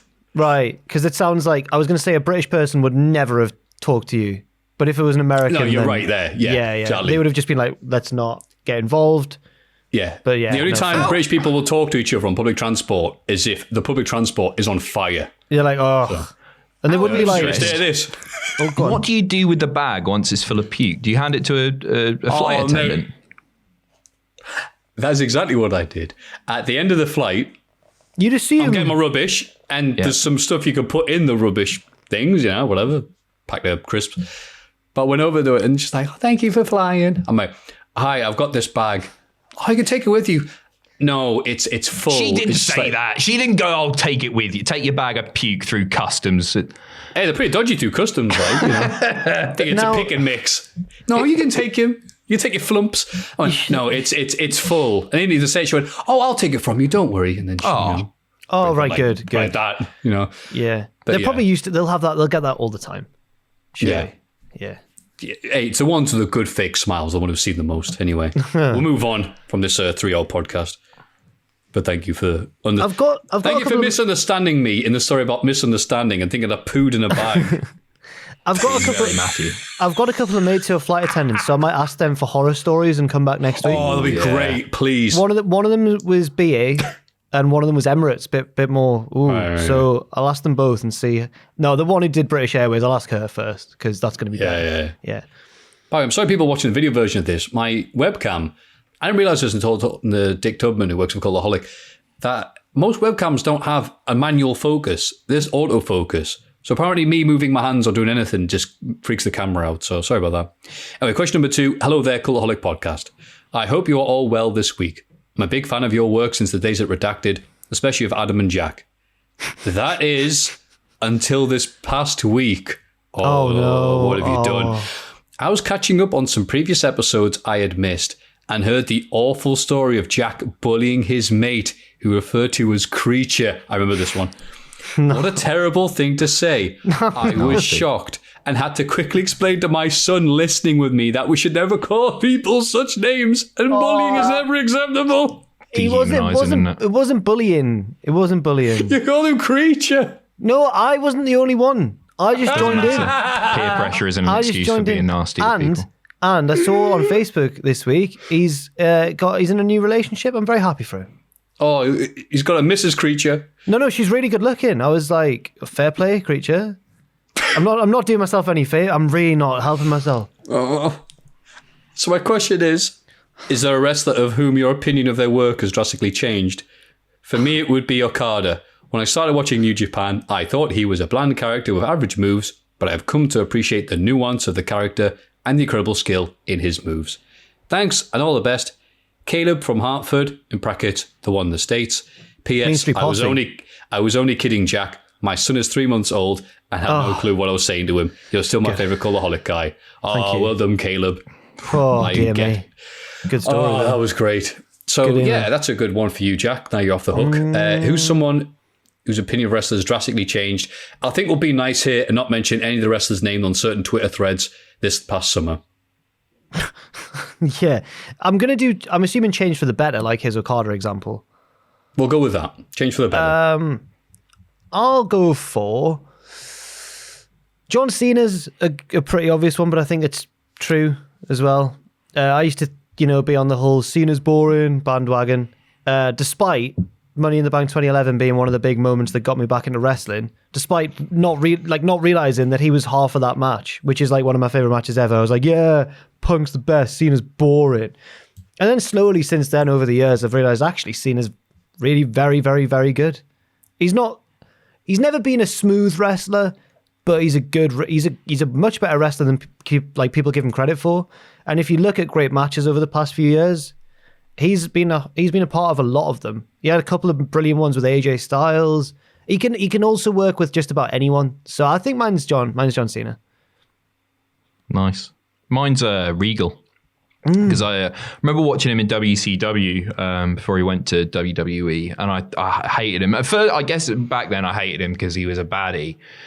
But also when WWE signed him, I was like, why have they signed him? He's boring. He's just a boring old man. And obviously he's not especially flashy or anything like that. And you know what? There are probably loads of wrestlers like this, the same sort of thinking. And the reason that I hated them and why I respect them so much now is because, you don't realize just how good they are in the ring. And it's a style that maybe you don't appreciate. So when like Regal signs, meanwhile, you've got bloody Edge and Christian, the Hardys, the Dudleys doing all this like crazy stuff. It's like, why do I want to watch wrist locks? But then you watch the stuff back now, and obviously it's a style that I can just appreciate a lot more matured. Yeah. I'll go with there's so many like late 90s, early 2000s mid-carders that I dismissed because they were, Jeff Hardy jumping off a roof or, Steve Blackman hitting people with Singapore canes. But amongst the Billy Guns and Hardcore Hollies, I'm going to have to say Haku or Meng. Because during that period, I'm like, I want to watch a luchador, I want to watch Flair, I want to watch the whole, anything other than bloody Meng do his Tonga death grip and all that. But now I'll watch him and go, oh, he's mint. He's mint. Like, obviously, like, my styles will appreciate the storytelling and the simple stuff he does very well. He's a monster. He acts like a monster. So obviously he's not going to be doing moonsaults and stuff like that. It's just the stuff he did very well that I just did not appreciate as a kid. Now I love watching him. Did you, because he was staying in our hotel in Vegas, did you talk to him at all? No. Me neither. I would not have dared. I wouldn't have. When it comes to wrestlers and people in general now, I try and think, I'll talk to them if I have anything to say. Yeah. Because sometimes I go up to wrestlers and be like, hey, I've seen you. And I'm like, oh, okay, this is a bit awkward. There were a lot of wrestler arse kisses in that hotel, Maffew. Like, honestly, James Storm walked down and I thought that Austin had walked in. Everyone's like, James Storm, yeah, woo. Nothing against James Storm, but he was only stood there eating an ice cream. Just saying. Yeah, I get you. I was in the same lift as Eric Bischoff. And I just knew, like, Eric Bischoff, I want to take... No, we're going down three floors. There's not a lot I can say. Just, hey. Yeah. I feel weird when... I don't know what the appropriate reaction is when it's someone you're legitimately like a big fan of, because after a while, I kind of got used to it in our job. But like, what do you do if it's like, I don't know, someone you're a massive fan of? It's weird. It's very strange. I felt like that with Brett. I wanted to make conversation with him because obviously such a massive fan, but I just decided against it because I've got nothing to say that he's not heard before. He doesn't care, and that's cool. It's Bret Hart. But then you see certain wrestlers at meet and greets and stuff who are really, really good with fans, like really good. And like Hurricane's one of them, especially he's got loads of, I don't know how, but he's got loads of little kid fans who wouldn't have been born when he was being the Hurricane, and he's really good with them. And I just think Rey Mysterio, great as well, because he's got so many young fans. And I just think like, if you're a big fan of a wrestler and you don't know whether they're going to be nice or just really interactive with fans or not, it's really tricky. It's a really strange one. Really strange situation. Yeah. Well said, Jack. And I think I'll be all right with Brett because I would just kiss his ass for now, and he'd probably like that. Anyway, number 3. Hello, you 3 wonderful gentlemen. Get yourself comfortable, grab a snack and a beverage. I'm about to sneeze. Bless you. As I shall write to you about a dream I had many moons ago. I guess you could call it Eva's story time. Trademark, it says there. Okay. It was in the middle of the day as I spotted 2 gentlemen that I know as Jack and Ross at my kitchen table. I'm in the dream. Come on, let's go. These 2 were indulging in a discussion about the newest tank from the British Army. Ross thought that this new model was just the best looking tank he had ever seen, while Jack thought the predecessor was way superior. Yeah, of course, yeah. As I sat down and continued to listen to this very passionate argument for a few minutes, both men suddenly turned towards me and asked which tank I preferred. I told them that I honestly thought that all tanks kinda look the same. The following astounded silence was deafening. After a short while, both men started talking at the same time, trying to tell me why my opinion was uneducated and wrong. If you listen closely, you can hear them passionately berating me to this day. So the obvious question is, could you all please share a weird/funny dream with us? Or tell us about your favourite tanks. Whatever suits you best. I hope at least one of you took the time to read this because I really, really wanted to thank you guys so much. Friday is my 30th birthday and I never thought I would make it this far. Thank you for keeping us all company and making us laugh on days where we thought we wouldn't. Eva from Berlin, Germany. And of course, I love you, bye. Thank you very much. That's lovely. Thank you very much, Eva. Happy birthday to you. Happy birthday to you. Happy birthday, dear Eva. Happy birthday to you. Hip hip. Hooray. Hooray. Hip hip. Hooray. Hooray. Hip hip. Hooray. Yay. The big 3-0. Days. Come on. I was trying to think what it was in German. It's Geburtstag, but I don't know what the phrase is, but I was going to do that and I bottled it because I don't know it. Well, that's fine. Birthday room. And to Eva and everyone else who's 28 or 29 going, I can't imagine being 30. No one can. Don't worry. Is it just the same? No, it sucks. Oh, no, it's rubbish. Yeah. My knees are gone. I've got rickets. Yeah.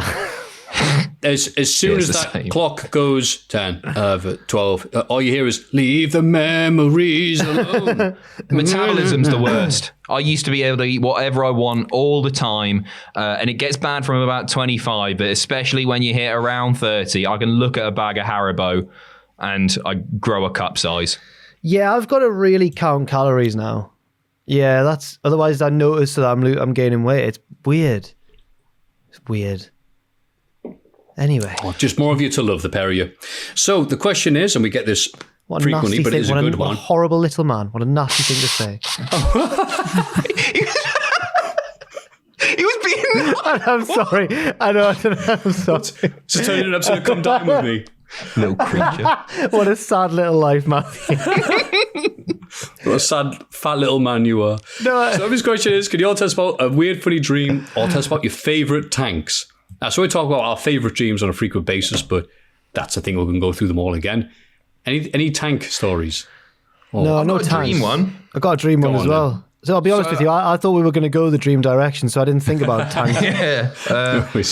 So a few years ago, I had this dream where I was shopping in Superdrug, right, buying new razors, and there was this guy that he staggered from behind one of the aisles and bit this elderly woman on the neck, and then I look outside and there are dozens of them, and it's like, oh, okay, right. I don't know how I got in there without seeing them all or anything, but there are all these zombies all over the place. And so I ran as fast as I could home, dodging all the zombies. They're everywhere. It's like 28 days later or something. And then I finally get back in into my flat. My flatmate, Graham, is there. But it wasn't the Graham that I'd grown to know and love. He was one of them. And so I decapitated him. I remember that. Yeah, with a pizza cutter. And then I went upstairs. Slowly. And there's somebody in my room facing away from me. And I'm thinking, okay, it's another zombie. So I grabbed the heaviest thing I can find, which is like a copy of the Old Testament, I think it was, given to me by some guy with a megaphone in Oxford Street. And I creep in towards her, and I'm about to strike her. And then she turns around, and in front of me is the most beautiful woman that I've ever seen. She was absolutely stunning. And she went, she just smiled at me and went, "I'm so glad you're here." And then she kissed me. And then I woke up and I was distraught. I was absolutely distraught. But I know for a fact that you don't come up with people, like people in your dreams, people that you've seen. Yeah, somebody. So I woke up and I drew her really, really quickly.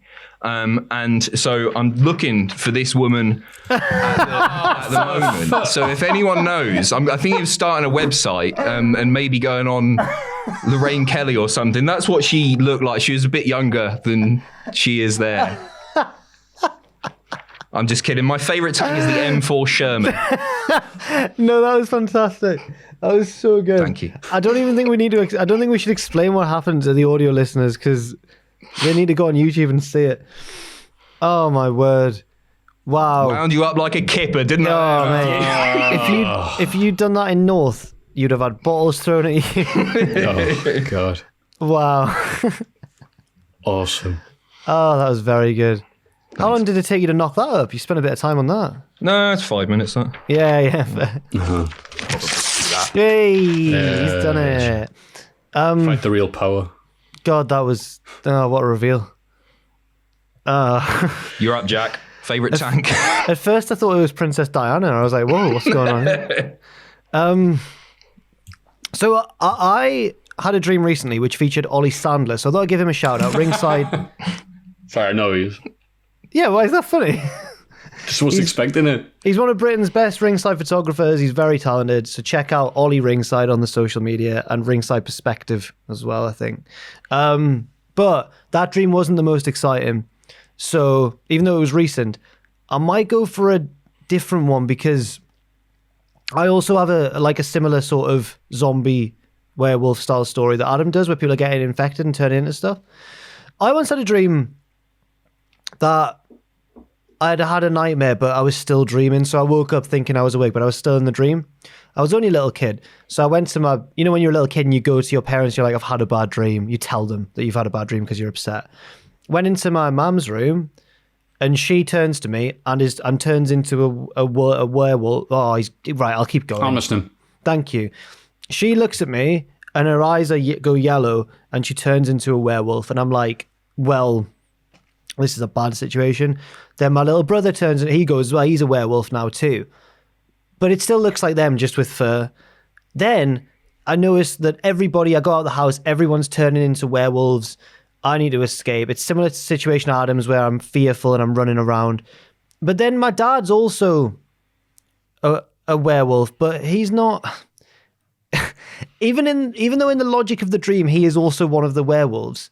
He doesn't turn into a werewolf. He's just a different bloke. I don't know who it is, but it's not my dad. But in the dream, I'm like, there's my dad, but it's not my dad. And he doesn't have any werewolf abilities or appearance. All he does is just stand with the other werewolves and just do that fart noise with your armpit that like little kids do. And purple gas comes out of his arm like that. So that's my dad. That's what he's doing in the dream. I don't remember how it ended or anything, but I just remember thinking, what does that mean? Why am I dreaming that my dad's a different person, first of all? And why is he just doing armpit farts and not being a werewolf? I think it means you're a broken, disturbed little man. Yeah. Something not quite right there. I was like, oh no, is my dad my real dad or not? But I look a bit like him, so I'm pretty confident it's not this other bloke in the dream. There he was. Weird. So also, I used to have an old woman who'd come and visit me in my dreams, and she was terrifying. Kathy, I hated her. Like the hag. Do you know the hag? I've heard of I think I had one. It's like sleep paralysis, and this old woman comes. She didn't kneel on my chest or anything. She was just. Right. I'd look over and she'd be stood against like my wardrobe, and she'd be What did wearing she a look like? she'd wear a faded pink dressing gown. She'd have like, you know, when old women like rinse their hair a different color, they dye it a different color. So she had like white curly old woman hair, but half of it was pink and half of it was blue. I just remember, and she'd just stand there and mumble at me, and I used to be terrified. Old And my women mum are would- scary, aren't they? And my mum would be like, "Was it Kathy again?" And I'd be like, "Yeah, it was Kathy." Oh yeah. But yeah, old women are scary, and that's why I hated of the them. Harvest Festival at school, because we had to go around the old people's homes giving out cans of peaches and that. Anyway, Scrounges. old women aren't scary. Old women aren't They are. scary. No, they're they not. are. They're They not. are. They're not. They're not. They're not. They are when Every you're single little. You one don't of really them. understand. When you're little, they're scary. Yeah. When we're old, we don't want people to be fearful of us. Well, we might Well, not no want it, choice. but that's what people will be. And understandably. I can't wait to be old. Really? Yeah. Well, don't get me wrong. Obviously, I'm enjoying my relative youth. But at the same time, when you're old, nobody bothers you. I could just walk around getting drunk all day and he's just, it's just an old bloke, isn't he? You do what you want. It's great. Say what you want. Think of, you know, like a lot of old people still hold racist beliefs and all different like wrong beliefs because there was the different time and all that. Think we're gonna have a commonly held belief now that won't be acceptable in 50 years. And I just wonder what it'll be. Things were better in the olden days when we had Pokemon Go. We had iPads. It were great. Not like you youngsters. You don't appreciate the things you have. Shut up, Dad. Yeah, it's gonna be. Get back in your hole. Put on a proper song. Put on Fergalicious now. Get that modern rubbish on. Anyway, my favourite tank is the Bob Semple tank. This is notorious as being possibly the worst tank ever designed, created by the New Zealand Minister of Works, Bob Semple. The mild design based on a Caterpillar crawler tractor, because it was readily available. Lack of weapons meant it was equipped with 6 machine guns, one to each side. Didn't have much in the way of armour plating. Instead had corrugated plating, hopefully being able to deflect bullets. They were able to have a crew of 8 people, including one gunner, who had to lie on a mattress on top of the engine to fire his little gun. It was stopped, and you can Google it. The idea was discarded after the tanks attracted public ridicule. However, Bob Semple stood by his design saying, "I don't see anyone else come up with any better ideas." Good for And it's him. funny to look at it because they're the cutest little tanks you'll ever see. Like, you can almost hear the little cartoon voice coming from it. I'm Bob Semple. I'm here to fight the Germans. When you were describing it there's nothing that stands out to me apart from the mattress bit that's especially weird because I don't know anything about tanks. So when you're going like, Look at it. Have you Googled No, it? the Yeah, yeah, state rubbish. of that. What's it Oh called? my god! Bob Semple tank. It looks like Yeah. one of the bad entrants on Robot Wars who doesn't get through the first round. Oh It looks my like something word. that Doctor Jesus Who Christ. would have to fight. It's like that thing that bloke built, the Killdozer, Oh, and then went Killdozer. around. Oh, I've been watching a documentary about Mate, it. how dare you? Killdozer would have Killdozer is Bob crazy. Semple tank would have no chance against Killdozer. Bob Semple You kidding me? Bob Semple tank. I thought you were making. His name forever is associated with the I thought worst you were- tank ever created. I thought you were making a pun, and I was like, I don't know who this Bob Semple tank is. I'm really annoyed. Yeah, I thought it was okay. like, Tank Abbott or something like that. But yeah, the Bob Semple tank is. Did you just search worst tank? No, it's a meme on some of the Simpsons history posting Oh, yes, groups. I know you mean. The Virgin Tiger tank. Oh, I'm going to get into tanks now. It's on Know Your Moving Meme. Oh, well done, Bob Semple. I'm so happy for you. Does anyone play Battle Tanks on the N64?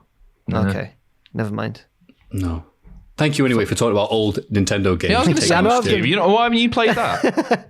If Bob Semple tank was in it, I'll go and buy it now. My other dream that I have had recurring, I've told a few people about, is I had one terrible week where I had sleep paralysis twice in maybe so-and-so days.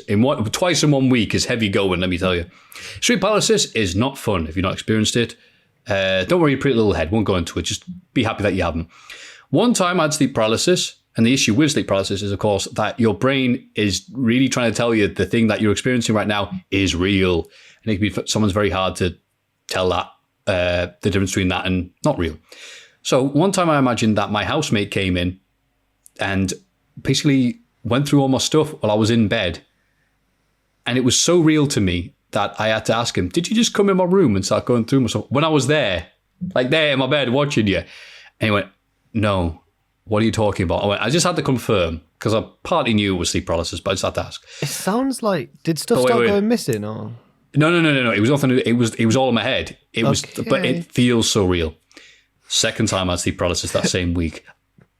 I dreamt that I was under my duvet, having a sleep, when geese ran up my room and started going around the place and marching all over me. And that sounds horrible. the left side of my brain went, "It's geese in my room. Don't make a mess." My right side of my brain went, "This is a dream. This is fine. It's basically really real right now. It's bollocks. How could geese even get into the house? Never mind your room. They don't have keys." And that's why I just basically went, all right, let's wait for this to run out. All right, big scary geese. Okay, yeah, okay, cool. Wake up and obviously do the, okay, cool, there's no keys. Thank Christ for that. But yeah, sleep paralysis is a trip.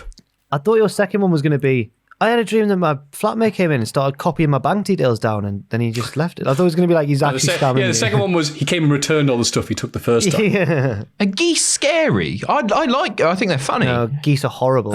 If there was a squadron of them. Geese are horrible What's too. the plural of geese? They're funny, Geese, I think. goose is the singular of geese, Maffew. Oh, of course it is. Yeah. Jesus, sorry. A geese of goose appeared. We once went to a field, like a school trip to a farm, and I went to the toilet, and I was like 11, so I was old enough to be trusted to go to the toilet on my own and make my way back to the group, because we were the only people on the farm. But on my way back from the toilet to the group, a goose had blocked my path, and it took me like a good 5 minutes to get around the goose. I was terrified. So geese are scary, yes. Don't like them. No, you assume they're scary. You don't have any evidence to, just because you're a little bitch about a goose doesn't mean that they're scary. Whoa, first of all, the goose was probably like half my height. And secondly, the geese are, no, as in, like it was quite a tall goose. And also, they're loud and aggressive and nasty. They chase you. I think it's unfair. Okay. Has one ever hurt you or anyone that you love? No. No, but I've never hung around one for long enough to find out. Well, maybe you should give it a shot. Okay. Yeah. You've heard them emotionally. Stereotype. Anyway, number 4. That's going to be the opinion when we're older, like geese abuse. I'll be in the pub talking about slagging off geese and how I hate them, and my grandkids are going to be like, "Oh, it's just granddad. He's from a different time." Hey, I don't like geese, but you can't say that anymore on TV, can you? Anyway, if you like a lot of ethical debates on your YouTube, join our cult. That's a good way to start the next question. Nice. Oh, welcome to probably my last email. Oh, good. I may send an update if needed, but I believe the story has probably come to an end. Whoa. I'd like to thank everyone who weighed in on my problem in some form. Maffew, Jack, Ross, Adam, and Miss Elaine from Botchamania. Oh, thank you. Hope Ross is doing well. His tweet made me worry a bit, so a special thank to him, as I believe he picked out my letter from the mailbag. Yeah, he would have done. Fantastic. So I have to thank him for my recurring appearances and the continued support you lot give me. It feels like I'm kicking in an open door when I say he's a lovely guy who entertains thousands of people, and everyone understands him taking some time for himself. Big love, kiss, kiss. Well said. Thank you, Pom. Bit awkward to follow that with my story, but I met the Macho Man yesterday. You know, the mega powers going for a pint just before exploding. I paid for the drinks as Adam suggested. Wait, Maffew, sorry. So I'll just give a bit of, just in case anyone's not aware. So first of all, this guy messaged us a few weeks ago now, saying, lads, I'm in a bit of a Hulk Hogan Macho Man, Miss Elizabeth situation where he's broken up with his girlfriend. We're getting on really well. What do I do? And then he's since updated us that they are now seeing each other, but the friend doesn't know yet. So this is the update. Right. So where are we? From that Macho Man yesterday, paid the drinks as Adam suggested, and I thought it would be a good idea if we had some conversation before I dropped the bomb. Eventually I asked him about his girlfriend, of which he was very positive. He even said, I really see you having a future with her. I never saw that with Miss Elizabeth, which I thought was a really good sign. A few months later, I gathered all my courage and said, let me tell you something, brother. Me and Miss Elizabeth have been seeing each other for a few weeks now, and I'm really starting to develop feelings for her. Now what you going to do when Hulkamania runs wild on you, brother? In brackets, so wait, Macho Man's Hulk Hogan impression, please. Oh, well. Macho Man's got a new girlfriend who he says he can see having a future with. Yeah, I assume that's the new one, yes. And now Hulk Hogan has said, well, as it happens, that's I'm good that the new one's good. Because, right. Yeah. I'm on board. So anyway, I told him the news and he took it really bad. Oh, He thought I was messing with him, and he kept referring to her as my Elizabeth. I assured him I wasn't kidding and told him that she wasn't his anymore and hadn't been for some time now, which in hindsight was maybe harsh, but he has a girlfriend, and I think that's a very weird thing to say about an ex. yeah. He was just silent for a while, a bit in shock, I guess. I told him it just sort of happened. You don't pick who you fall in love with. All is fair in love and war, as my second mother, aka Maffew's first mother, always said to me. Later, I told him I could leave if he wanted, or that we could go for a walk, but he didn't want to. After a few minutes of complete silence, I legit thought of those Japanese wrestlers who had a 30-minute face-off at the beginning of a match earlier this year. And he said he wanted to leave, and I said, that's all right, I could get home on my own. We parted ways, and later when I was with Miss Elizabeth in the car, Macho Man called her on a phone. After a while, she was really pissed off because his demeanour was very controlling. He really blamed her for this. Don't really understand what his point was, since he also admits his wrongs were a lot worse, so that's a bit weird. I didn't mingle in the conversation myself for obvious reasons. She hung up after he admitted by accident he stayed the night at this girl's place, the girl who's now his girlfriend, aka the Sherry, while he was still together with Miss Elizabeth. Oh, So yeah, that's about it. Me and Elizabeth Macho didn't man. hear from him since, and I'm guessing we won't for a while. I respect his choice. He doesn't want to be mates anymore, but I'll still miss him in a way. I don't regret my decision. Things are going really great with Miss Elizabeth. Cheers, lads. It's been fun. Sorry for the long mail. It's been the last one. Maybe promise. Jose, there's no dick joke here. P.S. Commenter Rory M, who hoped I got stood up. I hope you die a virgin, you tosser. whoa, whoa! He's calling out Rory. This is his next feud. The Mega Powers have exploded. Now Rory's warrior. He's coming for him. Oh, God. Oh, man, went everywhere. Oh, God. I mean, Savage is a dick here, isn't he? Like Savage, you haven't lost anything here. But I know you said, part of me will miss him as a mate, but screw that dick. What a Yeah, he's got no leg to stand on here, No. Savage. I can't believe you'd leave me, even though I already admitted I cheated on you. Yeah. How Savage did that come up on the phone as well? It's just, how did that slip out? Badly, I imagine. So the Mega Powers have exploded, but I feel like it's gone all right. I feel like the right outcome has happened. Yeah, and that bell ends out of your life now, mate. Yeah. Rory M, please let us know your moral dilemmas. No, we can carry on the story. no. Let's keep it going. That's been a fun social experiment, just seeing how people reacted and their different thoughts. But you know what? Does that be Rory M? If anybody else listening has any questions, and usually I'd say it could be about anything, but I think you guys know this by now, due to other things we just read. Please send them to mailbag@cultaholic.com. And keep them shorter as well, because I put those together today, and as Jack said, they were very I was going to trim the fat, but I thought, no, don't want to take it. I don't want to ruin people's art, but don't take the piss. Come on. Yeah, we're allowed to waffle. You're not.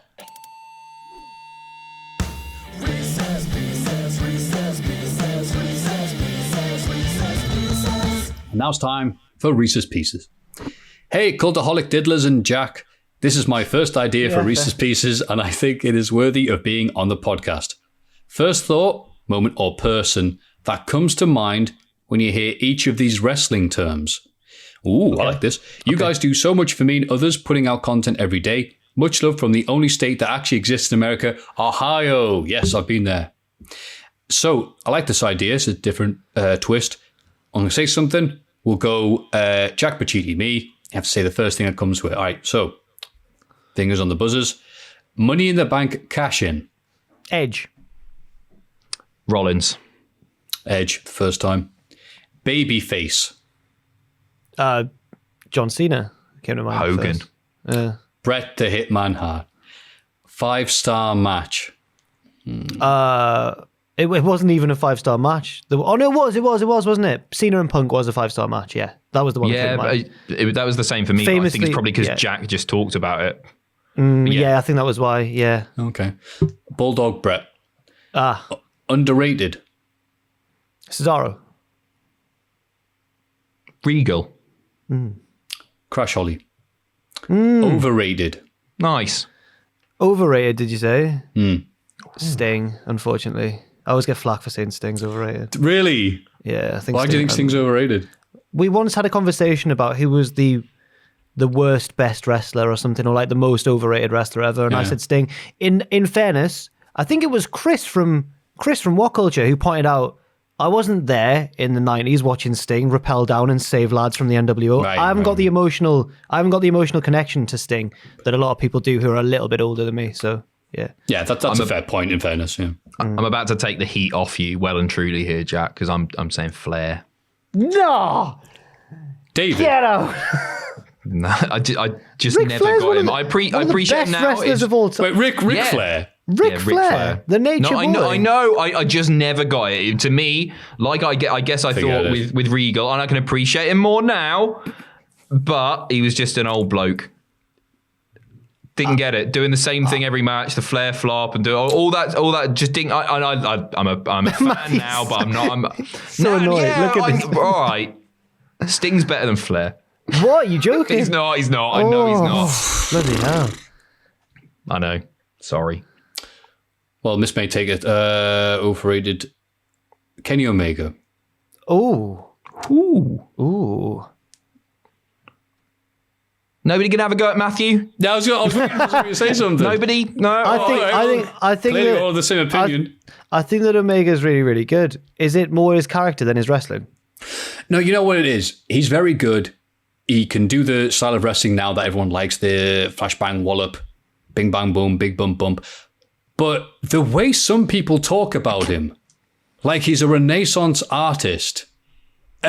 You know what? I think it is one person in particular. It's bloody Meltzer. The way Meltzer describes it, I would love for anybody to describe me at 30% as much as Meltzer describes Kenny Omega. The poetry, the mise-en-scène, the memoir. Like, I'm there going, it's only a bloody wrestling match. Like, no, you can really feel it. I'm like, okay. I feel like typing that we're good. But that's it. So he's weird. He's overrated because I don't think any wrestler in the history of wrestling has been rated as highly as he has right now. That makes sense. I think I saved myself there. All right, cool. Championship. The Winged Eagle. Winged Eagle. Ooh. Smoking Skull. Because I bought it from Toys R Us and I did a belt shot like Shane McMahon where you dive across the garden, hit my mate on the head, and it cracked. Oh. So it was the Cracked Skull Championship in our front garden wrestling fed. Heel turn. The first one there that came to mind was Rollins betraying the Shield. Brett. Which one? Brett Austin, the double turn. Oh, cool. Hogan dropping the leg on Macho Man. Oh, you've both gone for iconic ones. Can I change mine to Jannetty, please? Oh, that's a good one. On Facebook the past few months. Character. Character? The Undertaker. Papa Shango. Nice. Ted DiBiase. No character. Oh, it was, Benoit. Malenko. Yeah. No, I can't. Try it again. No character. He's really trying. Eddie Edwards. Oh. Okay. Oh. Yeah, I'm sorry. See, we're trying to think of non-dick ones, but nothing happened, so I had to say the one that came into head. Music. The Rock came to mind there straight away. Sexy boy. WWF Aggression featuring Run DMC and Method Man. The King of Rock, yeah. The King of Rock. What? Brilliant song. Steel cage match. Mankind and Undertaker. No, that was Hell in a Cell. What am I doing? Can I try again, please? That's one up. There's Hell in a Cell is on this, so yeah, try again, please. Oh, well, I'll wait for... I'll do that. Okay. Brett and Owen.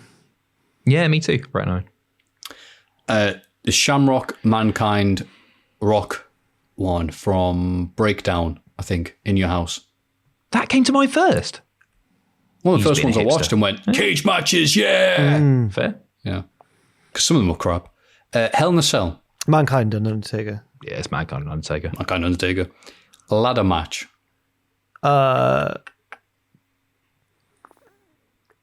None have really came to mind very quickly. Does TLC count? Yeah. Because that was the first one that came to mind on for the list, me. so go ahead. The first one that came to mind for me was the WrestleMania 2000 TLC. Or the triangle ladder match, sorry. Michael's Razor. The triangle ladder match, because I had WrestleMania 2000 recorded off Sky Sports. Or Sky Box Office, which one it was. Commentator catchphrase. By God. Yeah, mine was as well. I'm saying the same ones as puppies. There you go. Does he say by God or does he say good God Almighty more? Both. God. Yeah. It does both. Good God Almighty, he's broken it. Yeah, by Well, he God. only did Good God Almighty, he's broken in half once. But everyone remembers it because, I mean, Jesus. Commentator catchphrase, saying someone's name 3 times. Jobber, jobber, jobber. When Stone Cold came back and he shouted Stone Cold all the time, that was really, really good. Yeah. He used to be so good. Yeah, he's amazing. Did. Best of all time. Yeah. Tag team. Edge and Christian. Hardys. Men on a mission. Oh, he's ruined it. He's just ruined it. Sorry. Return. The first one there was John Cena at the 2008 Royal Rumble. That's a good one, yeah. Mine was Brian coming back out of retirement. That's a good one. Probably DDP removed his mask to reveal that he's the stalker. Nice. Should have put it back on and left. Beefy. Biggie. Corbin. He's quite beefy. Yeah, he's quite a beefy lad. He's a big lad. He's no big either, is he? He's the big beef, as they call him. Beefy, I'll go with Brackus. Shout. Submission. The sharpshooter. Oh, you stole mine. Sorry. Crossface. Sharpshooter. Texas Cloverleaf. Nice. Run in. Run in or running. Run in. Run in. Austin to save The Rock at Backlash. Oh, okay. Nothing's come to mind there. Run in. Nothing's coming to mind. Nothing immediately. I've got one. Austin returning to help Mankind win the title on the first Raw 99. Oh, Kane coming in. Doing the return as well. Oh, that's a good one. Yeah. Battering everyone. False finish. The one from this week was the first one that came to mind. There was quite a few in that Jungle Boy match or the Jurassic Express versus FTR. So I'll go for one of Jungle Boy's many roll-ups in that match. Mine wasn't a specific thing. What popped into my head was just the NXT logo. So I'll go with that. Gargano, Cole, whatever. I'll go with Shawn Michaels kicking out at WrestleMania 26 and take it going. Yeah. Like that. Nice. Mask. Kane. Mysterio. Yeah, Ray. Can't think of any of us. Royal Rumble surprise entrant. Diesel. Was Bubba Ray Dudley, who I think came in at number 3. Yeah. Maybe. Bob Backlund in 2000. Oh God. Wasn't Meng one of the surprise? Just a very low key surprise entrant. In 2001, and he was the WCW Hardcore Champion at the time. Yeah. Yeah. Super kick. Shawn Michaels. Yeah, I think there's supposed to be a specific one there, but... right. The one to Ric Flair then at WrestleMania 24. Okay. No, screw it. Him popping up through the chamber. Oh, yeah. That's a good one. Shelton Benjamin. Oh, nice. Very good shout. Oh. Dive.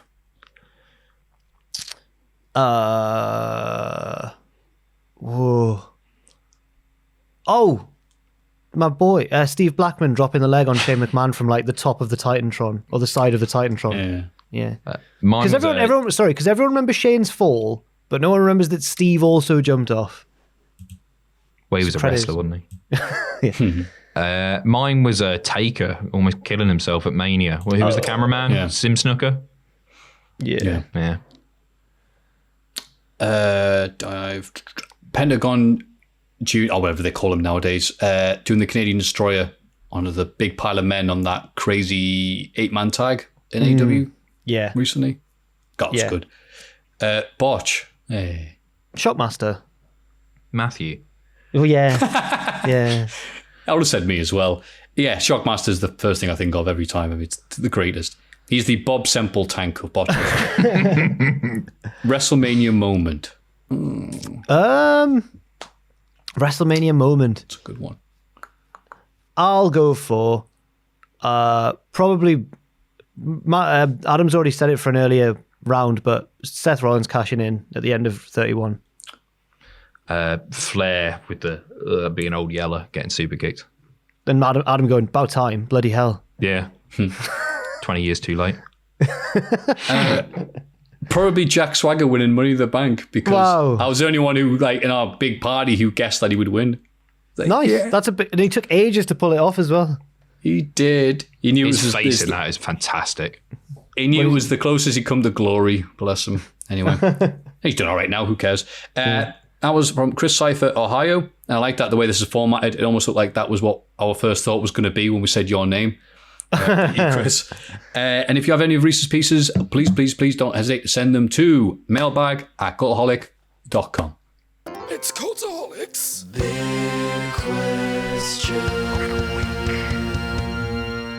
Wow. What a great podcast. That's only going to get better as we finish off with the big question, which is, what is the best wrestling video game? Or computer game? I can't remember why the distinction between computer and video went. No, It's a pretty old school thing, that, anyway. Anyway, best wrestling video game ever. And, lots to choose from. I'm going to throw out there one that is close to one that everyone says, and someone will say it, so I'm not going to name it straight away. But I'm going to go for SmackDown Shut Your Mouth. Oh. Yeah, no. Because Know Your Role was bad, I seem to remember, or just very limited. And at the time, I was all about the career modes. I love the career modes. So, or was it Just Bring It? Sorry, Just Bring It was, but I can't remember the order of them. But Shut Your Mouth, I remember my mate, like, coming around one day and being like, have you played any further on SmackDown Shut Your Mouth?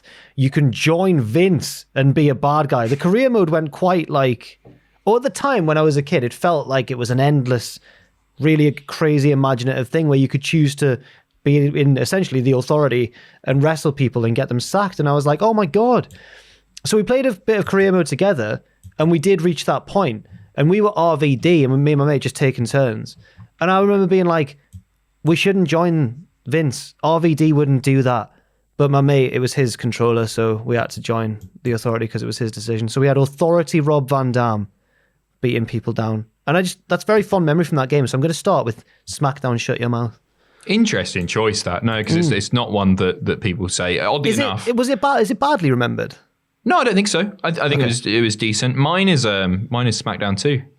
Ah. They roll. It's I love that game just because it was like, so that, Maffew, you'll know the dates here, but that came out at around the same time as No Mercy, right?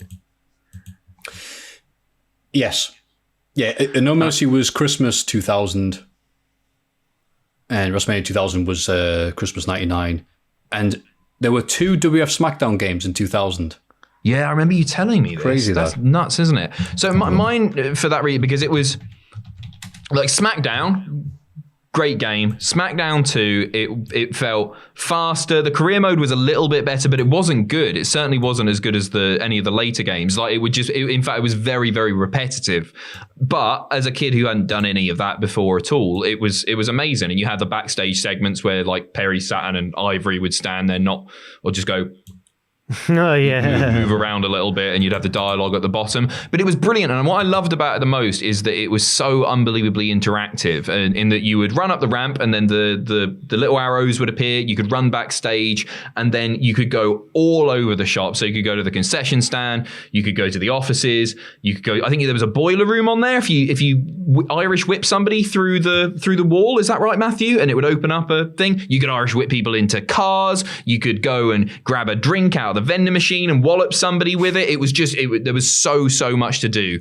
And I remember setting my alarm for 7 a.m. every weekend for like 6 months probably, so I could get the maximum amount of gaming in before my mum kicked me off the PlayStation, because it was, I love that game, and it's better than No Mercy. It is. Ooh. I know, it is. Yeah, to clarify, SmackDown 1 came out in April 2000, SmackDown 2, December 2000. Mental. European date. Because WF was just so hot in 2000. They probably couldn't make this game quick enough. I remember liking SmackDown 2. The same friend that I had when we were playing Shut Your Mouth, I remember him saying to me, he'd got SmackDown 2 before me, because I don't think I had a PlayStation yet. And he was like, there's so many wrestlers you can choose from. And I hope I haven't just made this up in my mind since, but I remember going, even S.A. Rios. And he went, even S.A. Rios. Yeah. But yeah, Was it Bull Buchanan with a scissor kick? Yes. Always used to, class. So I found it funny that when SmackDown 1, SmackDown 2, know your role, just bring it, shut your mouth, here comes the pain. Like, and they had to go to SmackDown vs. Raw after that. But what would have happened if they kept on with the SmackDown series? Would they still be adding subtitles? And what rock expressions will be on now? Oh, going for SmackDown 11, shove it up your monkey ass. So, no, very fun games. I love No Mercy, and I'm trying to think of another game that I could say instead of No Mercy, because it's such an obvious one. It's like saying, like, oh, what's the best movie ever? You go, Citizen Kane. You're like, wow, thanks, pal. Thank you for contributing to this discussion. Supercard? You love a bit of Top Trumps. No, but I'm looking forward to 2K Battlegrounds. I played it this Adam's week. played it. Oh, it's out now, is it? No, it's out. By the time this podcast goes live, it'll be out. It's out. Okay. It's out tomorrow, Friday. But yeah, I had to go on the demo. It's a lot of fun. It was really decent. There were only a couple of modes that were available. So it was a fatal 4-way and a tornado tag cage match, where it's really weird, actually. You've got to climb the sides of the cage and grab enough money to then get your team out of the cage. So there's sacks of money, you grab them, but sometimes the lights will start flashing, and if you're on the side of the cage, you get electrocuted and fall to the mat and take loads and loads of damage. It's good. I think it's better than All Stars from what I've played of it so far. And I just a bit of a laugh. I feel like if it was a 50 quid game, I'd be like, but it's 35, I think. So I think it's, with your mates, it'll be a laugh. Yeah. Interesting. So I'm going to go with some of the other wrestling games I've played. I know. WWE NWO Revenge. Easy. Oh, See, I can picture the exact, cover, but exact same outfit. The cover, it's all the head stables. So it's NWO Wolfpack, so it's Nash. NWO Hollywood, so it's Hogan. WCW would be Goldberg, and then Raven, because he's in the flock. Yeah. Is that the one that you could press square on and it would change their faction? Because I thought that was the coolest thing. Or was that Thunder? I don't remember Thunder that well, apart from the character select. Is this one Backstage Assault? No, Backstage Assault was a terrible game. That was a bad one. Game. That was the one that me and Ben played for Triple G. Yeah, never mind. I've made a huge mistake. You have. Damn it. This is why we have a Triple Jump show who know all about their games. We just know about wrestling.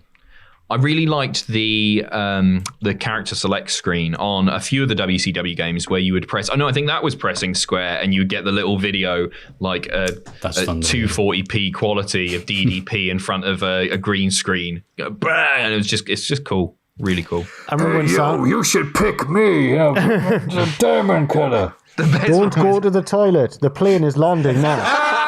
Don't go to the toilet or you will feel the bang. Did you ever see Alex Wright's one? Wright's one. Yeah, hey, it's me, Alex Wright, the German. I want you to pick me. Pick me, and we will have a great victory. I promise. I promise. Yeah. Achtung, Blitzkrieg, Alex Wright. He's so good. Bless him. Didn't he show up? Wasn't he wrestling recently, or has he stopped? He added me on Facebook a couple of years ago. Oh, really? Yeah. Trying to get booked for WCPW. Or trying to, because I think he's got a training school out there and runs a promotion. I think he didn't realise that I maybe wasn't the boss. Lots of wrestlers made that mistake, to be fair. Yeah. They did, and I exploited it for all of the Twitter follows in the world. Fair play. Did you message him? Did he message you saying, pick me, Alex Wright? Hey, guys. It's me. The German. Oh, hi, Alex. Oh, that Alex Wright. Thank you. But yeah, WWE Revenge, very fun game. They put a lot of effort into the detail and stuff that was happening around 98 WCW, which is a hell of a period to be watching as a fan. Lots of characters there, lots of luchadors, lots of big lads. Yeah, it's just great wrestling fun. There's not much to it in terms of one-player mode, it's got to be said, but I'm just saying this to say, to not say No Mercy. So you're allowed to say No Mercy if you like it that much. I'm going to stand by my opinion. Do you still play it now, No Mercy? No. Oh, okay. I know it's got like Should a big I? modding community where like the current roster It you can does. I've download seen easily enough. There's a lot of them. The modern community is amazing on that, but Yeah. I haven't tried doing it because I just go, well, that's an N64. How will I mod my N64? That doesn't make any sense to me. But You went a bit I don't Alex know, Wright maybe there. You if went a bit one of us German when you were talking. I'm sorry, How would I'm I lagging. mod One of it. Right. One of us would, if we start, I don't know, Twitch streaming or something, maybe I'll have to find the modded No Mercies and bash them out. I tried to do it a few years ago. Sorry, I'm blabbing on here. I tried to do it a few years ago and I just couldn't get it working. I'm sure you'll be able to figure it out. Good times. Any other wrestling games you like? My first one was Attitude. I remember that. Yeah. Clunky. Yeah, clunky and not very good, and it made me cry because I'd really like pleaded. I was like, "Oh, please get me this game, and then they let me buy the game, and then the first thing that happened was Austin goes, "You piss me off," and I was like, I knew that was a bad word, and I hid and cried because I'd done a bad thing. I was very young. I was really that's young. really And I thought, sweet. I've convinced them to buy me this game, and they're swearing in it immediately. They were right. It's too. Did you it's stop too playing rude it? for me. No, I got over it. I grew Good up. lad. Yeah, nice. My first one was Royal Rumble for the SNES. LJN, I think it was. Yeah. Good game, I thought at the time. Doesn't stand the test of time though. No, I had Super WrestleMania, and I didn't know who Bulldog was, and I didn't like it because it played like crap. And also, I managed to figure out how to do Hulk Hogan's finishing move. I didn't know what it was, but you think finishing move, you think Mortal Kombat fatality, right? I didn't realize it was a leg drop. And it was hard to do as well. At the right position, had to do this, get the pad there. Very flat. But yeah, lots of good wrestling games. Looking forward to Battle Crowns. Toads. I'm saying Battletoads. I know. Battlegrounds. Coming out. And the new consoles. You guys going to be getting a PS5 or the Xbox One, whatever it's called? Not personally. I just ordered one this morning for the office for Triple Jump. But it was sold out on Amazon literally about 10 minutes after I got the pre-order in. Oh, really? Wow. It was gone. Jesus. Got lucky. I'm not going to, but I'm not really a gamer these days, so that's it's nothing against the PS5. I don't really. Oh, don't really Jack's do got it. beef with the PS5. No, Call them out. Call out Sony. Go on, Xbox for life. Jack. Are you getting one, Maffew? Not right away. The last console I got on the day of release was the GameCube. And then I wasn't able to play it because it's during my GCSEs. So I went, fantastic. After GCSEs were over, finally time to play my GameCube. It had gone down in price by 50 quid and they threw in a game if you bought it 2 weeks later. So I felt very foolish. So now I adopt a wait and see policy, make sure they get all those bugs sorted out and all the things issued, and then I might get it. I want to play that new Spider-Man. I love the Spider-Man game. I was streaming it a few months ago. It was so much fun. That was it. I realised they've confirmed God of War is going to be up the PS5. Yeah. Okay, that's a like confirmed. I'm changer. going to get that one. Yeah. But you know what? That's not out for a while.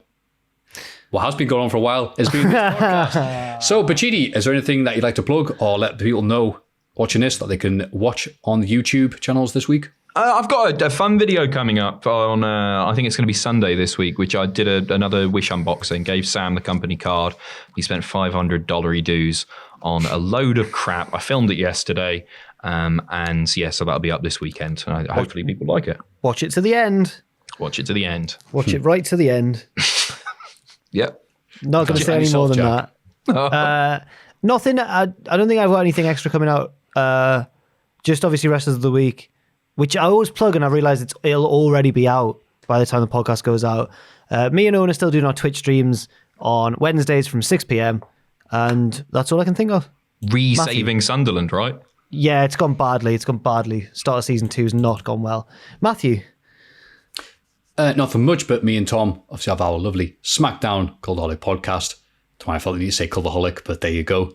That happens every week. We did an Insurrection Watch-Along. Stop that. Insurrection 2000 Watch-Along last week. This one's going to be a proper one. And people seem to like it because they tweet us all the dumb stuff we say during it. Nice. I rather like this podcast, so we're nothing if not consistent. Thank you very much. This has been Pacitti. That's been Jack. This has been me. I mean, goodbye. Please. Hands